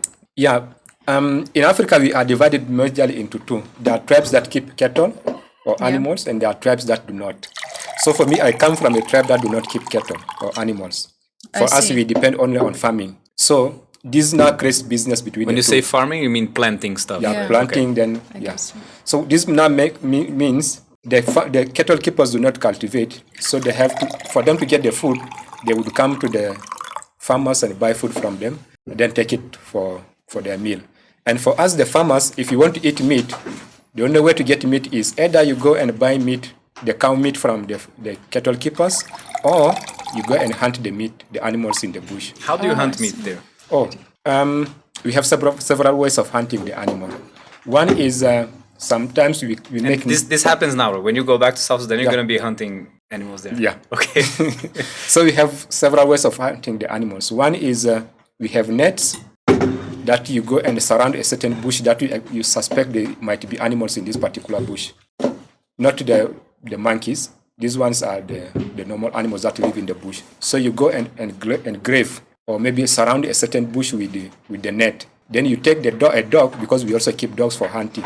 Now you take the dog into the bush. Now the dog will smell where the animal is. Then wherever the dog goes, so you follow the dogs. The dogs are all trained. They are all trained. So they have this smell of detecting where the animal is. So you put the net around the bush, then you go inside the bush with the dog. So the dog will go inside, then it will smell the animal, then it will follow the footprint of the animal. So now it will chase the animal. Inside the net? Inside the bush. So the animal will run towards where the net is. So then once it wants to pass through the net, then the net will tie it up. Then you come with the spears and kill it with. With spears? Yeah, spears. Like, yeah. With does it have an There's iron? a handle, then there's a... Is it an iron? In the... Iron, yeah, it's made of iron. Then you come and you kill the animal. So if the animal is also very strong, it will pass through the net. It will tear apart the net and then it will escape. Then you can go to another bush, then you surround it. That's one way of hunting. So we also have this other way of using the arrows and bows. So this one is mostly for hunting the capybaras and also the monkeys, because you can shoot the arrow from afar. You can do that one. Are you good with bow and arrow? I'm good at the spears. Okay. Yeah. But recently it has transformed from using those traditional methods into using the guns now. Because after the conflict in South Sudan, people started owning guns illegal. So they can use these guns to go and hunt animals. Like if you find the one in the bush, you can shoot, or the ones up. Can anybody own a gun, or is it illegal for people to own guns? Most people own guns if you have access to the guns. So you can buy your own, you can own it. Yeah. Or if you have been to the fighting, you can come back with the gun and it becomes your own. Okay. Yeah. So those are the ways people use hunt. a gun. Amazing. Yeah. And what do you do with the meat after you kill the animal? Because we don't have refrigerators, most homes do not have refrigerators to keep the meat. What happens is you divide the meat into two. The one that you can eat fresh within 1 or 2 days, you put it apart and then you cook it and eat the raw one. Then you can dry another one. Then you can put it on the fire, then dry it. Then this meat can stay for 2 months, 3 months. So you will now, if you want to eat, you go and take a piece of this dried meat. So you get some and you eat right away? Yeah, you get some and you eat right away. That will not stay for Do you cook it? You cook it and eat it. And how do you cook it in the fire? Yeah, you light the fire. You can wood? maybe you use woods or charcoal. Then you cook it. Then you can serve it and finish it within a day. And then the rest? You have to dry it up so that it doesn't get spoiled. Do you put it in the sun or? No, on the fire. You dry it on the fire. Okay. So you don't dry it very fast. You can dry it for 2 days. Like you put small light, then the meat will start drying slowly, so that the inside can also get dried until the outer part can also get dried. So when you know that it is dried well, now you can put it inside the house now. So it can go for 1 month, 2 months without getting spoiled. So whenever you want to eat it, you go and cut a sizable part of it that can feed the family for a day. Then you boil it, then cook it. That's so Then it becomes again soft. Yeah. Yeah, because they have here some dried meat, but they put in salt. Yes. You Do you don't. use You salt? don't use. We don't use salt. Yeah. We only use salt for fish, for drying fish. Yeah. Like codfish for us. So you don't use salt for the meat? For the meat, no. Do you think it was salty, the food here? The pizza was salty. Some was. Some of them, yeah. Some of them are salty. Yeah. No, I just thought was interesting because you talked about the dry meat, but you try it just on the fire, right? Yeah, on the fire. Yeah. Yeah. Amazing. Yeah. And let's I have other questions here. So how's your first job? Was it working for the government or what was Yeah, my first job was working for. What was the first one? No, my first job was not working with the government. My first job was working for an NGO as a cashier. So I worked with this NGO for 1 year. Then the project ended. Then I got this opportunity now to work with the government. So I worked with the government for 2 years as the director for pension. Like those people who are retiring from the government services said they would come to my office for them now to process their benefits. Yeah. So I had more access to older people than the young people. So it was very touching because seeing someone who was very productive at their youth age now getting exhausted in working in the government, and now they are coming old at their old age. So you would feel very sympathetic with them to help them with the idea that one day you will also retire or grow old and retire like them. So it was an opportunity for me to work with these elderly people, and I had to work with them with care, take good care of them, so that because these people can easily curse you or bless you. So if you handle them badly, they can curse you, because we still in Africa believe in curse. What is curse? Curse is curse. Yeah, they can curse you because if you mishandle curse. them, Like amaldiçoar. Okay, Yeah, curse. yeah. Okay. Yeah. So I had to work them with care so that I don't get curse from them, so that I can get blessing from them. But because when you serve them well, all the documents that they need, you put them in order and make them simple for them to access their benefit, so they will come back and say thank you. So I think this has been part of my blessing, and that's why maybe things are not, though things are hard, I still go through those hardships because maybe I got some blessings from these old people I worked with them. So I could not continue working with the government because along the way, there's the payment or the salaries from the government institutions are very low. And as a young person who still wants to live a better life, so it was not able to help me. And because most young people in South Sudan prefer working with the NGOs because they pay better, so I also felt joining that group of young people who wants to get better pay and live a decent life. So I had to leave the government service and then work with an NGO. So the best jobs over there are with the NGOs. Yeah. And what type of skills that one needs to have to join an NGO? You have to have some technical skills and also higher education. Higher education degree. Yeah, you have to have a higher education. Like for you to work with an NGO, you at least must have, if you want also to get a better pay, you must have a bachelor degree or a master's degree for you to get those better jobs and get better pays. Or if you don't have master's or bachelor, you must have some technical skills like these vocational works if you are good at.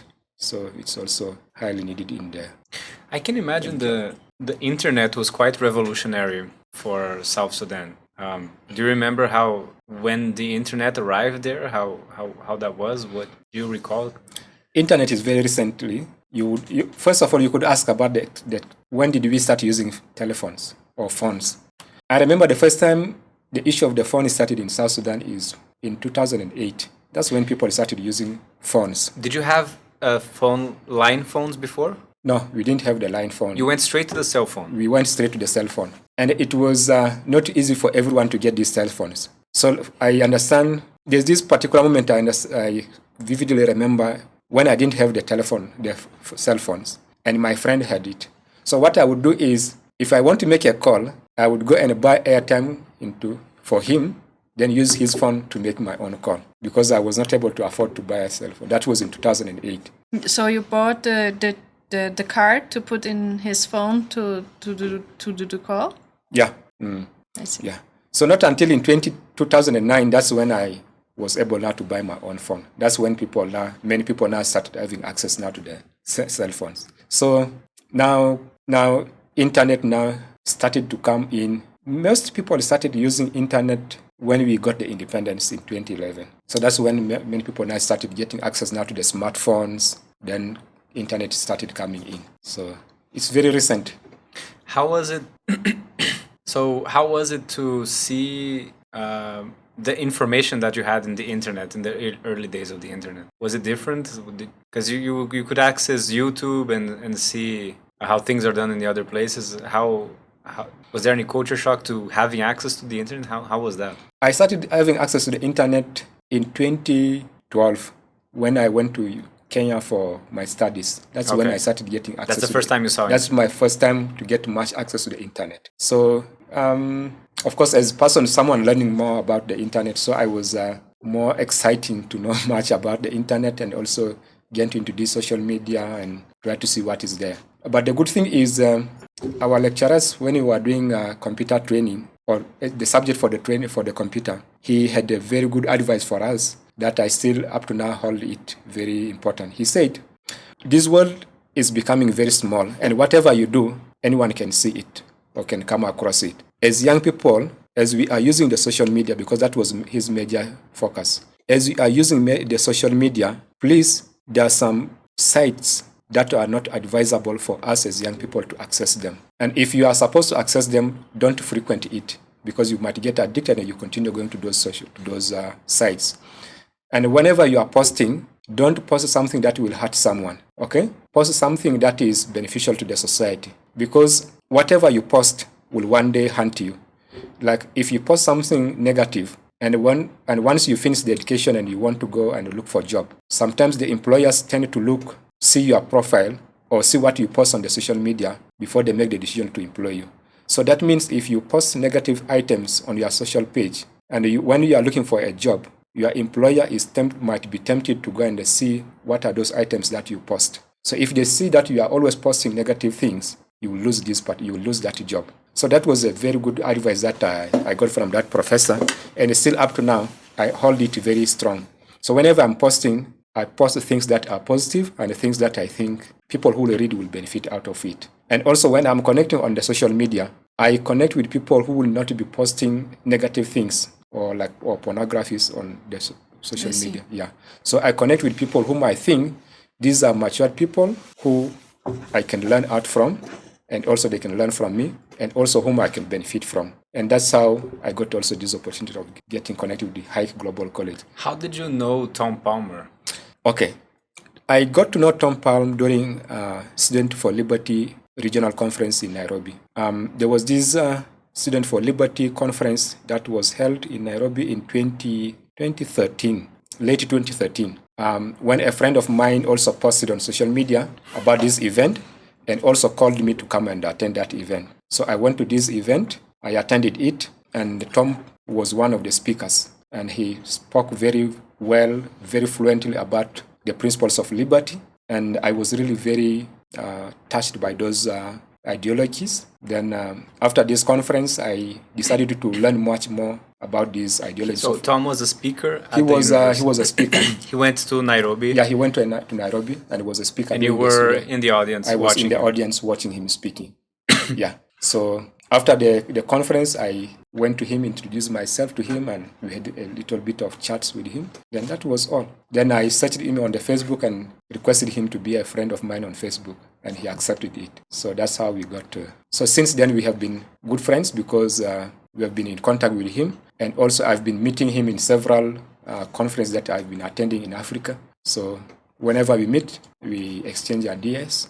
And he's very, very much appreciative of the move that I'm making. And that's the power of social networks. Right? Exactly. I don't think we stop to appreciate how much the internet and social media is changing the world. And this is a recent process. Mm-hmm. You're talking about here 2012 when you first had access to the internet. Mm-hmm. And I bet a bunch of people in South Sudan still don't have access to the internet. Right? Yeah. So this is still going to happen. And the world's going to get much more connected. Mm-hmm. And then you've got an opportunity to enroll in Hayek Global College because of Tom Palmer, who went there, and you stayed connected with him on Facebook. Mm-hmm. How do you see social media in your life? I think social media is a very powerful tool for anyone who wants to change his life. So if most social media is full of information, full of opportunities. The only way is how to get those opportunities and how to connect with the right people to get those opportunities.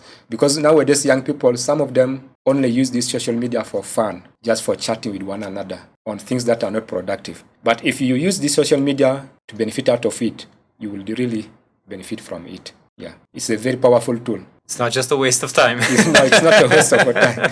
But it's a very interesting tip that you spoke about, that your professor gave to you, right? Mm-hmm. To not waste actually your time, but to be productive or to be posting things that might be positive or benefiting other people. I think that's a very great. It's a great tip for anyone. I mean, you can spend hours on the social media, but do spend hours producing something. Mm-hmm. Yeah. What's your mission for your life now? Where do you see your life going? Maybe dreams you have for your future. Yeah, I see myself starting something new, especially in the area of education and business. I've recently realized working with the NGOs or with the government, you are implementing someone's dream. So, and that means you are supporting someone's dream. If you can start your own thing, you can convince people to support you achieve your dream. So that means I'm starting to think of starting a business because I believe for someone's life to be better, it's only a business that can transform your life. What do I mean by that? I simply mean with business, you have daily inflow of cash. But if you're working with the NGOs or with the government or for someone, your cash inflow is not on daily basis. Like, okay, I don't know how you are being paid here. Like in Africa or in South Sudan, you are paid on monthly basis. Mm-hmm. So that means you have to wait 30 days before you receive your salary. But if you are doing your own business, you keep on earning every day. And this one can help you to grow faster economically. So that's why I'm saying in not less than 1 year, I'm thinking of starting a business. And also because of the issue that I've learned that very few South Sudanese, especially the youth, have little access to a higher education, to a tertiary institution, or high level of learning. So I also think of starting a university, or if I'm not able to start, maybe advocating for people to invest in education. Like anyone who has the ability to invest in education is welcome to South Sudan and invest in this high school or in the universities. Because we have South Sudan is made up of 73% of the youth. And out of that 73, I believe, if I'm not mistaken, more than half of the 73% are not learned, have not been to a university. More than half of the 73% of the youth have never been to the university, because only few of them have access to the university, which is locally, and only those from the elite families have access to universities in the foreign countries. So I believe my second mission is to advocate for the establishment of more universities in South Sudan so that many youth can have access to this university. And I also want to contribute in one way or the other to the establishment of these universities. And make a business out of it. And make business out of it, make money out of it. Yeah, while empowering others. Yeah. Do they have high school level though? Yeah, for high schools and primary schools, we have no problem. We have many high schools, we have many primary schools, but the universities are very few, and the few ones are of low qualities. I see. Yeah. Just imagine we have 5 government universities in South Sudan in 5 states out of 10 states. So that means only those from those 5 states that have universities have access to them. So those from the other 5 states don't have access to the universities. So that means they have to travel from one state to the other, which is a long distance, to go and study there. Mm-hmm. Yeah. And if they are from elite families, so they will have to travel outside the country to get a better education. So what a struggle. So that is even contributed to the poverty in South Sudan, because the money that could be used locally is being used in foreign countries. So that means our currency is flowing out to the other countries. So if we were to have the university in South Sudan, so the student would register in South Sudan, the professors would be the locals who would get this money and develop South Sudan. So the money would not go outside. Just like how money is going out for importing commodities in South Sudan. Mm-hmm. Like in South Sudan, we don't have any manufacturing plants in South Sudan. All the goods, all the commodities come from the foreign countries. So all the money is always flowing out of South Sudan. That's what is also contributing to the inflation, because the countries from which we import goods would make their currency stronger than our own currency, so that they can benefit out of it. Yeah. You have a problem with the literacy rate over there too, mm-hmm. right? Mm-hmm. Last time I checked in Google, the literacy rate in South Sudan was 30%. So 70% of people cannot read and write, right? And how does that affect the day-to-day? Because we we have a problem here in Brazil with the literacy rate too. But it's 5%, the illiteracy rate over there. And I'm trying to imagine here, is there, do you see this changing? Is this something that's changing in South Sudan? How people become more literate and getting more study, or how is that going? Yeah, people in South Sudan are becoming now literate. I think that data needs to be updated. Okay. That information that you got. Because what might have contributed to the high rate of illiteracy in South Sudan is, the 21 years that we had in the civil war. If you were born that time, you might be of my age now. Mm-hmm. So spending over more than half of your life in the conflict, that means you would not have access to a better education, right? So majority of the people who are working now are people who were born during the conflict or just right before the conflict or during the conflict. So they didn't have access to better education, and they are the current people who are now. Mm-hmm. Now, if they were born before the conflict, these are the people who had already participated in the fighting, and then they had no time also to go for education. So now we have our independence. We have this bunch of people who are coming from a very hard background that did not have education. Mm-hmm. Now, those people, that generation that have been born during after we got the independence, are the ones now who are now going to school. You see. Then in the next maybe 6 to 10 years now, or every year, I think the rate of literacy is increasing, because now people are now going to school. People have more access to education than they had during the conflict.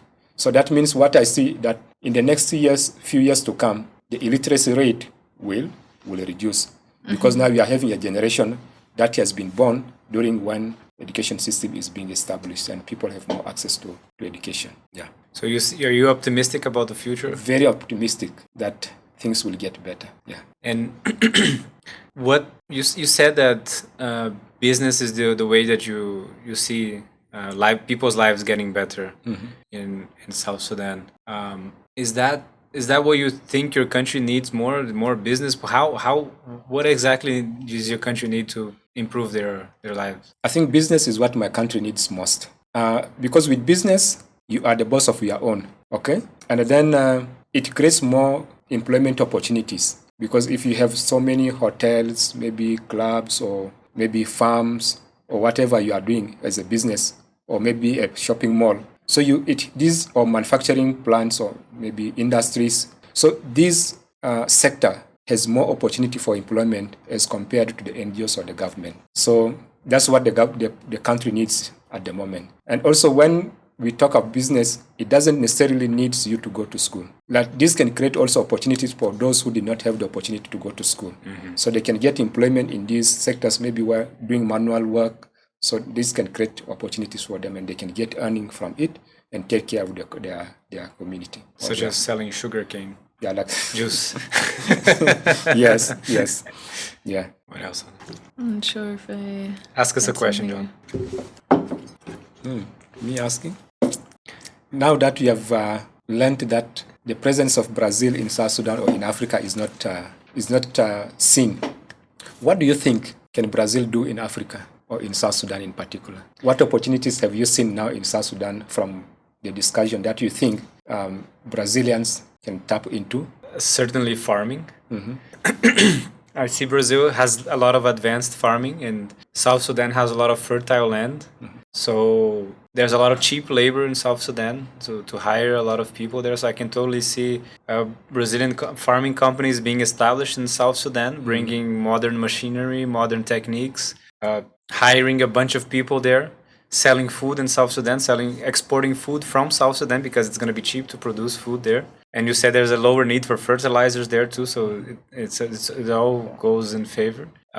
It's a question of getting culturally acquainted to whoever is going into a business venture like that, because it's going to be hard. There's a lot of challenges. Probably the Brazilians who are going to do that are going to be taking a step back. They're afraid of making an investment there. We don't know how the property rights are going to be, what type of risks they might have with their investment. But I believe that once these questions are all settled, there is a lot of opportunities in farming or in any other sector really that we can bring maybe Brazilian technique. I even think in tourism, John. See, if you ask me, the grass on top of your house was really interesting. If you can like show us how to hunt capybaras in the street and even eating capybara should be interesting there. Okay. And we can feel like kings. I don't know. There's quite some unique things over there. Yeah, you are right to say maybe investing in farming is very important, because there is this issue of food insecurity. This morning I was reading a news on University of Baragazal. It's one of the universities in South Sudan, and the students were demonstrating because of the issue of food in the university. But like the quantity that the normal get at the university is always becoming low, so there is insecurity of food in the university. So they were demonstrating about that. So when you talk about farming, so it's one of the areas that is also very important for us in South Sudan. So Anna, yeah, I guess education as well, right? Yeah, I learned that you have ideas in psychology, or you are a psychology specialist. And we have this issue in South Sudan where, if people have stayed in the conflict for 21 years, there's no doubt that they were exposed to horrible scenes, and their minds are not set, they are traumatized. And most of the conflict or things that might be going wrong in South Sudan could be because they are mentally traumatized from the experiences they had during the conflict. Is that an area that you think you can help in as a psychologist specialist in Brazil? Yeah, probably you could start clinical counseling or something in that area. I mean, people that might have had what you just talked about, the post, PTSD is the abbreviation. I think it's post-traumatic stress disorder in English. So sometimes those people are more afraid to take a risk because of the traumas that they have lived. So maybe, getting into counseling and talking about those risks and talking about those traumas, then you might get them to do business. That might be a possibility. But you're right. Those people need help in terms of mental health. Good. I don't know if I'm answering your question. John, we should open a psychology course online for South Sudanese. Yeah, But see? most of these people will not have access to those online psychology courses. Yeah, I guess maybe it's not about education and psychology rather than you talking about those traumas because they have been living 20 something years 21. under the war, and the war left marks in them. You said there were some of them that were taking a refuge to other countries, isn't it? So also leaving your family behind, not knowing about what happens with your family, all of that can be important for business ideas that people will have or will get into, I mean, they have to treat their traumas so they can start a new life or think about new opportunities. Sometimes new opportunities for people that are traumatized are very scary, Yeah, this is one of the areas that really need a lot of support and also a lot of intervention so that these people their mind can settle back, then they can now think better and start things afresh. So for them now to open and speak to someone about their situation, sometimes it is not easy for them to open up. So it needs some stages for them to undergo until now they can be able to open. I think Anna knows better how someone can heal from the trauma or from stress. So it is a process for you now to heal. And you need someone who has knowledge in counseling to take you through those steps until you can heal from your trauma. So it's one area that is very important because most of the conflict or maybe whatever is going right now in South Sudan could be because part of that. Yeah. What is the road for prosperity for South Sudan? We have this idea of free market, which means for people to prosper, the first important thing to have to be is there must be peace in South Sudan. When there is peace, now people can now invest in whatever activities that they can invest in or to do their own business. So that means there should be a favorable environment for people to do their own business. That means the government has to create favorable environment for people to do their own business. And for them, after the environment is being favorable for them, in terms of making taxes to be low, improving the road infrastructure for people to move freely, and also the transportation and also the communication. If these things are provided and also plus electricity is provided, then people now can venture into their own business activities and they can earn their own income from it. So this is the only way for prosperity. I think so. And I think I'm not sure if I'm mistaken, but you were talking also about giving them another opportunity rather than thinking about war or thinking about the conflicts, because the youth, when they are not educated, they think that the war would be the opportunity for them, isn't it? I remember you saying something about that on your talk in São Paulo. That you were saying you need to educate the youth so they see business opportunities rather than getting in the conflict or getting it's not really overwhelmed, but convinced by the governors to get into the conflict. Yeah, the reason why we are advocating for business ventures for the youth is because those youth who have never been to school and who don't have a constant inflow of income or don't have any livelihood program activities that they can do to earn a living from, most of them are being used by the politicians. Like for instance, if you don't have income for you to take care of your family, so then a politician comes and say, go and fight so and so. Then if you win or if you fight that particular person or a tribe, you come back, I will give you, for example, maybe $100. So this is someone who has never had $100 in his hand. So he will definitely go to fight because he needs the money to take care of himself and his family. So he will go and fight in order to get this money. But the most frustrating part comes in when, after this fighting, now this person comes back to the politician and say, now give me my money because I've done what you wanted. Now the politician will start dodging the person now without giving the person now the money. So now this person will become now what? More frustrated and more hurt and would wish to do many bad things. So that's why we say for this to stop, it's better for us to empower these youth with the business ideas. And if possible, support them with the startup capital so that they can now start their own business. Then they can earn income from it. And if they have the income, if they now have money now to take care of themselves and also their family, now no politician will come in and convince them to go and fight. Because what will they fight for? Money? They already have the money. So why do they have to fight? So this will stop the escalation of fighting in South Sudan. And also because of business, you see, those countries that have developed and have put up some structures that are of high monetary value. So these countries will rarely go into conflict because they will fear that their assets will be destroyed. And putting up those assets again will be difficult. That's why we say in Africa, an egg seller does not start fighting in the market. Because if you are selling your eggs and you start fighting, there's high possibility that your eggs will get spoiled. So that's why we are saying if you have your business, that becomes your egg. So you will not start fighting because you will protect that property. So that's why we are saying if our country can invest in business and people own assets or property that has high monetary value, there will be less conflict. And we have seen that in some of the countries. Take, for example, go to Nairobi or Kenya.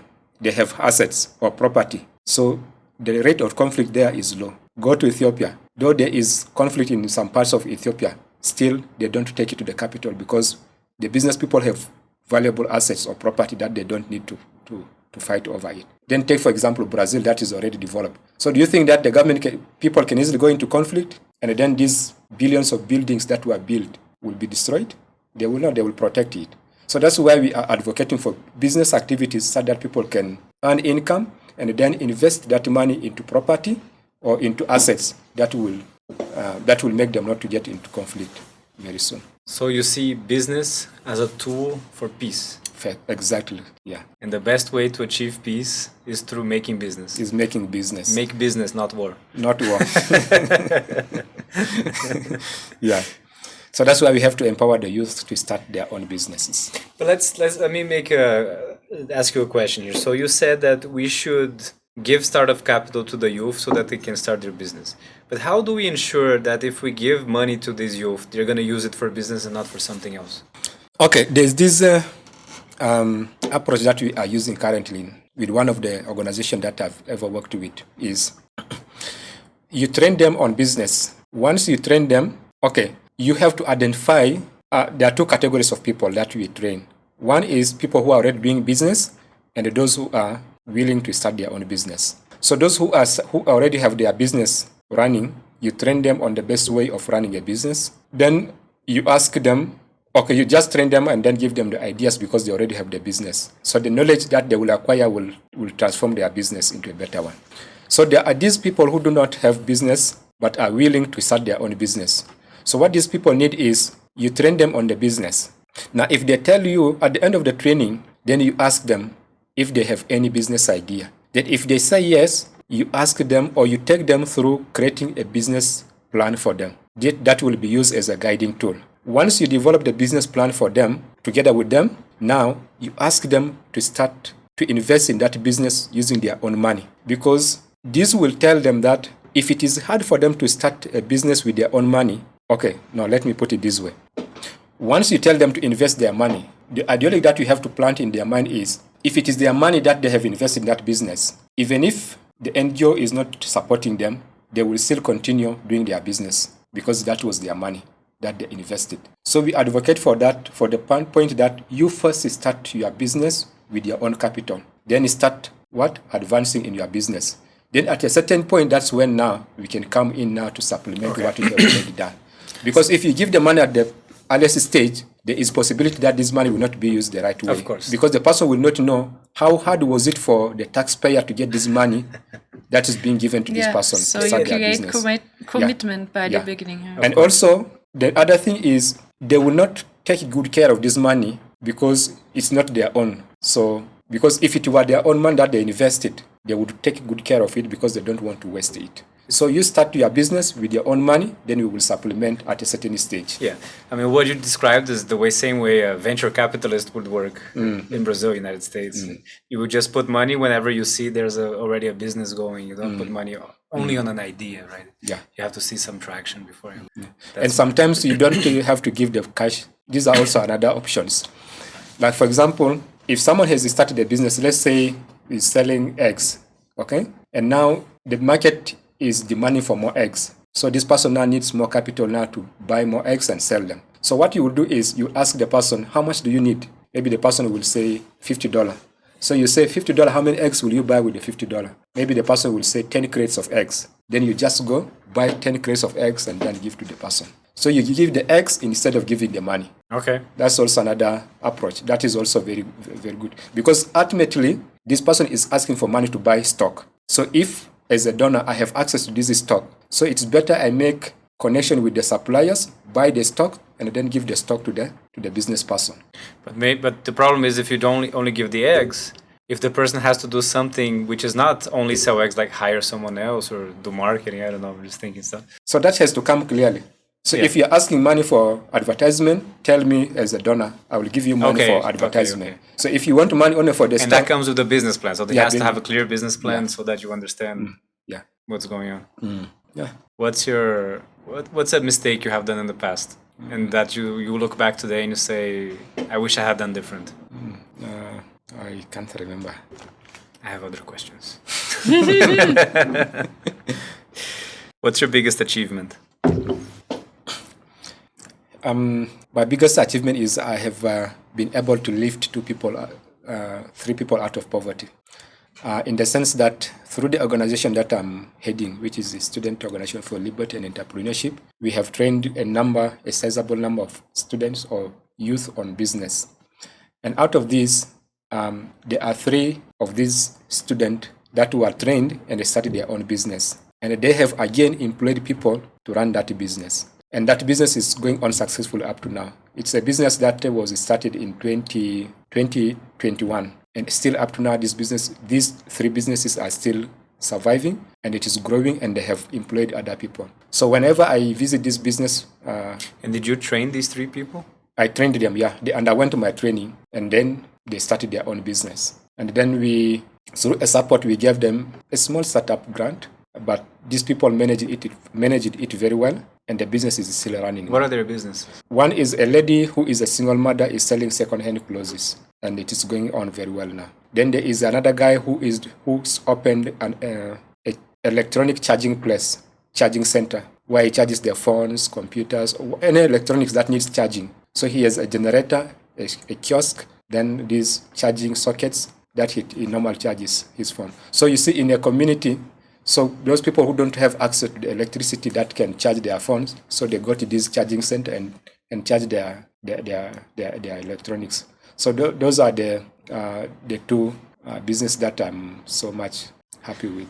Give us some context on that, because the guy made a business of charging people's electronics in a certain spot. I wouldn't see this as a business here. This is strange to me, but I understand. I wanted you to just tell us how it is. How is electricity in South Sudan? Yeah, this is one of the lucrative or very profitable businesses in South Sudan or in most parts of South Sudan. Because in some of the states, there are places where there is no access to electricity or people have never seen what electricity is. So what normal people do for light is, for power is, they either use a generator to generate electricity or buy solar panels and connect to batteries and then generate electricity. So those business people who have power, they buy big generators, then they can supply power to the neighborhood. And the generators run on gas? Yeah, on fuel. Oil, fuel, yeah. Okay. So that's the life in South Sudan. So like most homes do not have access to electricity. So what happens is if you have your electronics, so you would better take it to a charging point so that you get your battery full. So imagine if there are maybe 1,000 people in this particular area and do not have access to electricity. So why do they charge their phones? Especially these phones that do not last for long. So they have to go to this charging point and charge their batteries, then pay money for it and get their batteries full. So this is one of the They business. pay every day. So I charge my phone today. I So need to charge if it your with battery someone. can last for 1 day, so that means every day you have to pay and get your phone charged. Are iPhones? Do you have iPhones over there? Have very few. very few. But Batteries don't last very long. with the iPhone. yeah, just after 2 days, 1 day, you have to go to this charging position and charge. So- and for instance, if you install a solar panel, so that means you will not need to continue paying for the fuel, for the gas. So you have constant power supply, and then you continue earning money from it. Yeah. So you generate electricity every day from the sun heat, which you don't pay for it, unlike the generator, because for the generator you have to maintain it, you have to buy the gas to keep it running. So, but nowadays most people are venturing into using solar system for the electricity, and also it is one of the things that I think nations are advocating for: reduction of climate change, the reduction of the of carbon dioxide from the air, and also now they are encouraging people now to go more for solar Solar panels because it doesn't pollute the air. Probably cheaper for you. Yeah, too. and also cheaper. So it's one way of also reducing the climate change in Africa. So we don't look at it as bad thing, not having a generator to generate electricity for the whole country, but having this small. We probably have more solar panels there than we have here. I hope so. Yeah. Yeah. So this is a good business for charging electronics, and the boy is doing very well, and he has managed to employ one other person who is also doing that for him. And has the MBA made you a better trainer for business in your country? I think yes.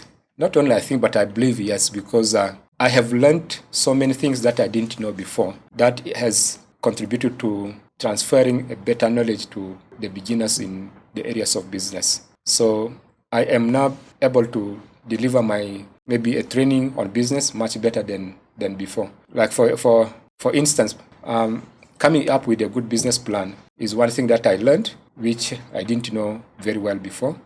And also the accounting system. So, though the class was a bit hard, but I picked some key points that has helped me to improve on teaching the young people on how to maintain business accounts. I'm not talking about this financial thing of the cash book or whatever that people learn in the class, no.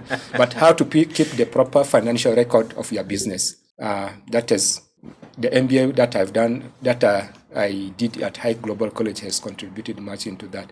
And also, because of the class that we took with the Professor Otto on the Blue Ocean, has helped me to help the youth to be creative in coming up with new business ideas. Yeah, because it's one thing to train, and it's one thing to motivate someone to come up with a new business idea. Because like what we learned, that you can start a business from an already existing business. It's just a matter of studying that particular business, listen to the customers, what they are complaining out of, then you start your own business. So this has also laid a very strong foundation for the youth to be able to come up with new business ideas. So like we had this program of training the youth on the business, and at the end of the training program, we would ask them to come up with new business ideas. And I tell you, these youths came up with very nice business ideas. But the only thing is, we were not able to fund them to make these business ideas into realities. Tell us one that was the one you liked the most. Okay, it's long ago. I have to remember some of them now. Probably have to bring that person here. Just don't tell them how the visa works.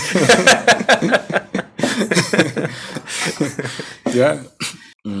I think I have to recall my memory now, but can't remember them. We'll now. come back to you. Yeah. But you were saying that. But these were ideas that, like, these are already business that were already existing, but they came up with new way of doing them, which was a little bit innovative. Yeah. Amazing. What's your favorite book? The Blue Ocean is my best book. All-time favorite? Wow, Professor Otto is really getting it. And also Professor Otto was also, he had this voice that I would still remember up to now. Whenever we would talk about the Blue Ocean, then he would say, "Now guys, I will now divide you into groups and send you into breakout rooms." And I knew we were going to talk about business, new business ideas. And the first time I met him, his voice just came into my mind, his soft voice. So he's a cool guy. He's a nice professor. And how was it to meet him personally? What were your impressions? he was not quite different from how I saw him from the class Except online. that he has legs, right? We never seen anybody's legs online. Yeah, he was good. So there was no much difference than how I saw him. Yeah, like most of my students or most of my colleagues, when I saw them physically, there was nothing much different from how I saw them online. Yeah, only that those who maybe were tall or short, I could not identify from the way they were seated, because in the class we couldn't stand up, so I didn't know how tall or how short people were. So not until when I met them physically, now I knew this one is tall, this one is short. Yeah. That was the only thing. That was the only thing that made a difference. So they were, even in the class, we were always very social, very interactive, joking, cracking some jokes here and there. So when we also met physically, it was like we have met before. So we were able to interact freely, hug one another, and then just talk as free as we could. So there was nothing like, oh, this person I've never met before in person, so I have to talk with some reservations. So it was not like that. So I think you did it was an amazing class, and you did a good selection. And I think the online classes are making people more closer than the physical classes, because the physical classes you always meet one another, and you already know yourself, and you are boring of one another. Like I've met you for several times. Like if it is a program for maybe 1 year, so that means I have to meet you every day for 1 year. So you become it's too much. Yeah, you become too much for me. But if I've been seeing you on the online, then meeting you for the first time physically is more happier, or it makes you very happy than meeting you in person. It's just enough. So it creates more intimacy. It's just enough intimacy, right? Not too much, not too little. Yeah. So you only get the good part. Yeah. But that's a great testimony about the community that we are creating, right? I mean, as you said, you created so many connections, and it was so nice meeting everyone, but as if you knew them already, right? As if you had already seen them, or if you already knew them personally, but you got to know them personally only while you were being in São Paulo. But yeah, I'm happy to hear that. Yeah. Me too. Yeah, and something which is also good to mention is we have this program that I'm running of a library. I have established a library in South Sudan to enable those students who are studying to have access to books for their assignments in class. And Monica, one of my colleagues, saw the pictures that I posted about how the students are reading and how we are looking for donations of more books. So she picked interest, and she donated for us books. And she was not able to send them from Romania to South Sudan. So what she did was, during our Hike Global Summit, so she carried 5 of these books all the way from Romania and delivered them to me in São Paulo. So I was very happy and very grateful to her that she had that heart of helping. Though we had never met before, but from what we are doing, we are able to help one another, which is also one of the spirit that is very much appreciative of this group. So I want to also to say to Monica, thank you so much for the gift that you gave for us. You have contributed greatly to the development of knowledge in South Sudan. That's amazing to hear that, John. Yeah. It's inspiring. And as I said in São Paulo too, it's frustrating that the world has borders.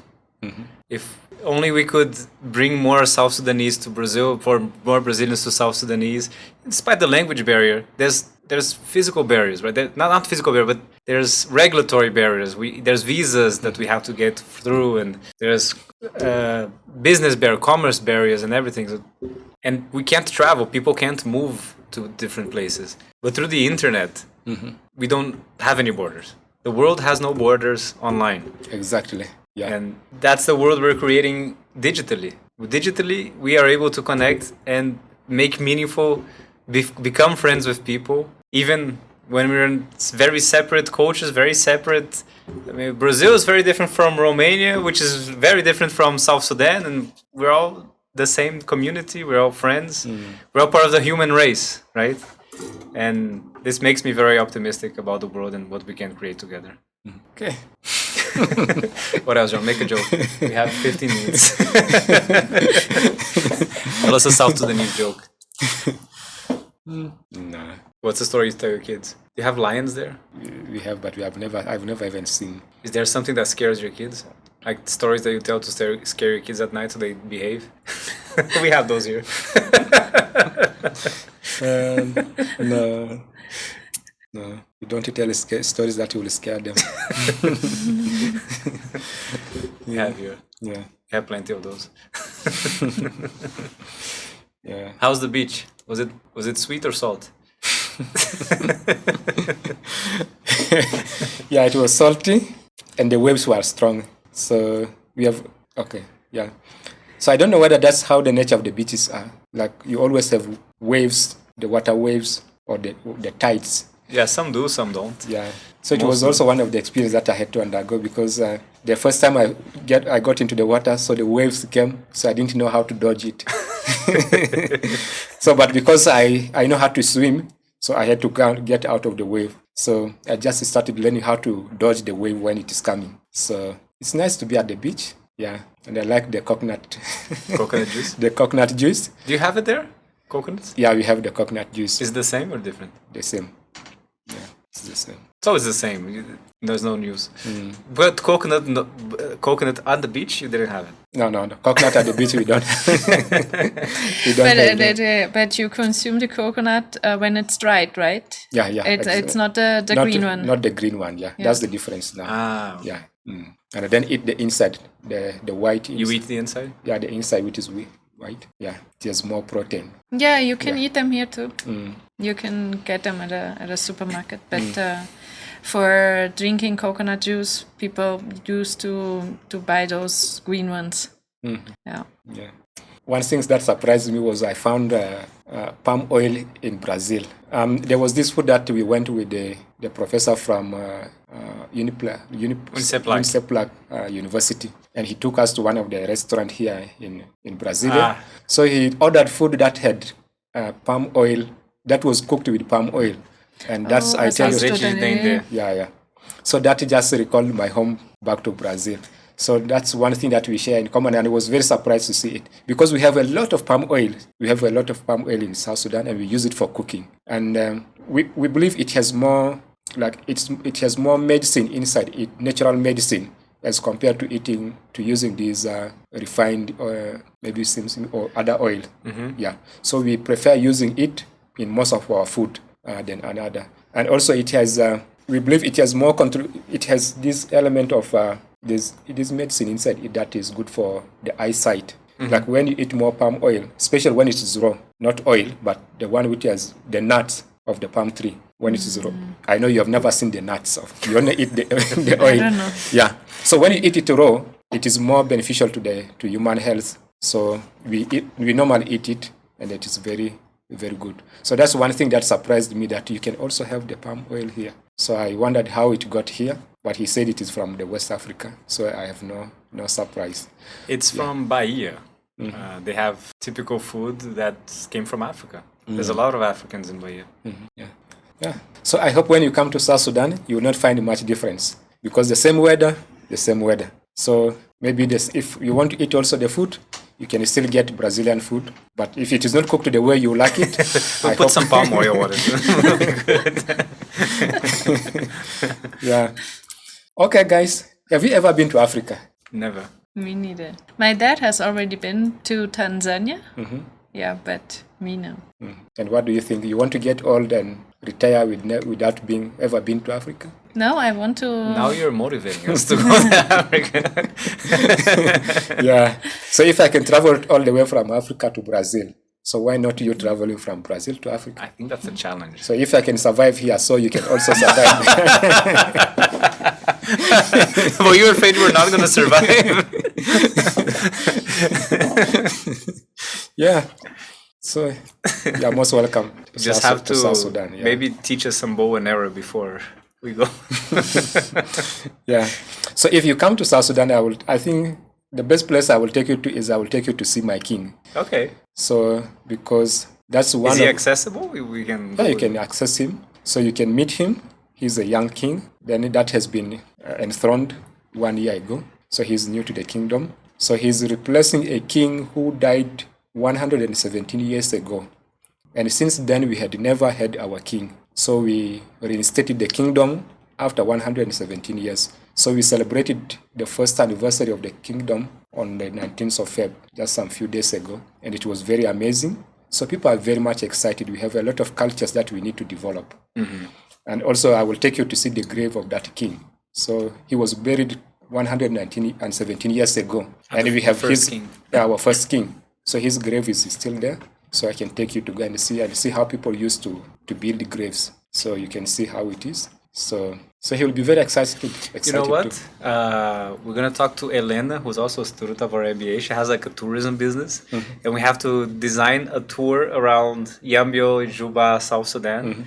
And we'll make a business out of it. Yeah. So there are good things culturally, there are good things. But the only thing is people have not developed them for business. Yeah. So for example, the beads. The way people make beads in South Sudan are very fantastic. Especially if you go to Shilluk, that's another tribe in South Sudan. They make very nice beads. So they can even make clothes out of the beads. So they look very nice. So even the way people dance. So, and also the traditional clothes. In our kingdom, we still have clothes that is made from the bark of trees. So there's a special tree that we make clothes out of its bark. So you can beat it and make it into a piece of clothes. And this is a very special clothes that people put on, especially during our celebration. And I was very happy to see the last time people were celebrating the first anniversary. Like most of the youth had these traditional clothes being put on. So it is very nice. And we also have beads that are collected from the grass. The grass produces the beads, you see. So now these beads are collected, then they can be put around the necks and also on the hands and also on the head. So they look very nice. So these are cultural things that needs to be developed so that the world can know. Certainly sell those things. Yeah. Yeah, so I was going to say the cultural traditions also should be something that you could use for tourism, right? It's an amazing story. And also the bed sheets, they have very nice designs that they make on the bed sheets, like flowers. They can decorate a flower and then knit it, make it with the needle and make a good design of it. So these are things that are very nice and they are very attractive. But the only thing is we have to commercialize them so that we can earn after. We have to tell a story and sell it. So these are things, even if you don't really have physical places for you to visit as tourist, but these are things we can introduce you into them. Even if they are in small bits, you can see them see how we can develop this. Maybe we can have a center now where we can start collecting them and put them in one center. For people if you can record videos like this, showing people how they create the beads, telling the story, the kingdom, whatever, and then you auction them online. Who knows? Who knows? Yeah, who knows? Yeah. All right. Okay. Well, 7 minutes away. You tricked. I think 3 hours was good, right? You tricked me. I tricked you? Yeah. You didn't tell us that we are starting the interview. We just started the discussion and then I just realized You didn't realize you were in an interview? I just realized myself that no, the way we are going, it's like we have already started the. Yeah, like mostly in the recording studio, we would say, okay, now let's get prepared. Now we are going to start our recording. Yeah? So everyone would have now what? A settlement that now we are now starting what? Our recording. So then you get prepared now. You can now behave maybe the right way in the studio. Okay. Sorry if I have behaved in a way that's not appropriate. Yeah. That's not my problem now. I think they will have to do the right editing. Yeah. Yeah, because at the beginning I was very relaxed. I thought we were just starting the discussion, preparing ourselves for the really discussion. That's the best thing, John. I think if you're tense, then that's not so natural, you know? I mean, it should be more interesting for us to be like, as if you were talking, just, you know, having a little chat about culture. Let's, as the last minutes, let's show the class. Show your friends. Yeah, get the... You can get the paper. Just get the paper. Yeah. Show who your friends are, John. Yeah. Maybe see how it shows the camera, like that. Yeah, tell us who your friends are. Yeah, these are the guys and ladies that I met at Hike Global College, and See the TV? Yeah, there you go. Yeah. These are the guys and the ladies that I met at Hike Global College that I did not meet them physically for the last 1 year. But in Sao Paulo, I was able to meet them physically, especially Aurea, the queen of... Point. Yeah, Aurea. She's my queen of Brazil. And she's really an amazing lady. We have David, the most gentleman of all the students. And Elena was one of our colleagues, but I didn't meet her personally. But I believe she's also an amazing person. Felipe, wow, the most talkative guy in the class. Yes, though I met him personally, physically, he is also talkative. He talks a lot, and I like being around him. Gabriela is also an amazing lady, but I didn't meet her physically. Hector, the guy. Yes, he's also an amazing guy, and meeting him physically was also very amazing. Monica, wow, very beautiful, more than I imagined when we were in class. Also, her hairstyle is just perfect. And wonder who told her to make that particular hairstyle. The lady with more glasses, that she was even able to forget some of them at the beach. Patricia, I didn't meet her personally. Pedro, wow, the planner or the master planner. So he was able to make up our event more successful. Petra, wow, I miss you so much. I wish we could meet in person. So these are my colleagues. So we hope to meet again anywhere, anytime, any day. How did this your queen started out? Yeah, Aurea is the queen and I'm the king. What happened was we had this program of a secret friend. Edson asked us to give us secret friends and try to write about them based on how you judge them during the class. And she had this character of a queen. Like in our place, a queen is a gentle lady. She speaks politely. She's very humble. And that's how Aurea looked like. She was a very humble lady. She didn't talk much, but whenever she talks, she makes a very good constructive sentence. So I thought she was having that nature of a queen. So therefore, when I revealed her as my secret friend, what I wrote about her was that she was a queen of Brazil. Oh, that's amazing. Then, on the other side also, I don't know whether it was by coincidence, she also wrote to me that I'm also a king. Maybe from the way also I behave, she thought that's how kings from Brazil behave. So she also wrote to me saying, she revealed to me during our secret friends that I'm also the king. So it was by coincidence that I had to write about her as a queen, and she wrote about me as a king. And we didn't even discuss this before. It was supposed to be kept as a secret. Yeah, that's and amazing. I wonder how it just came up like that. Well, so that's connection. I think that's a good... Yeah. This part we won't show your wife, don't worry. I'm just joking. Yeah. Yeah. All right. Say what else? Last 30 seconds, say thank you to the camera. Bye, guys. Happy to be here. Yeah, I guess. Thank you, John. Right?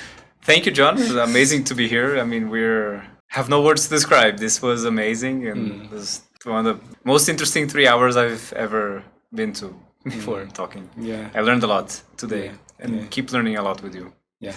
Thank you so much, Edson, for arranging this discussion, and also thank you, Hannah. So it has been a wonderful time being together and also meeting you in person. So, and also having a very young hike, how do I have to say that? The hike baby. Oh yeah. I see. Yeah. So it is also very interesting, very, very amazing to meet the youngest child from Hike Global College, and I hope when he grows up, if he was a boy, we were going to call him Hike. Yeah. So yeah, it was nice meeting you. Nice to meet you too, John. Yeah. Thank you so much for being here and for sharing so much insights with us. And John, keep being this amazing person that you are, and hope we can interact more in the future. It will be my pleasure. Yeah.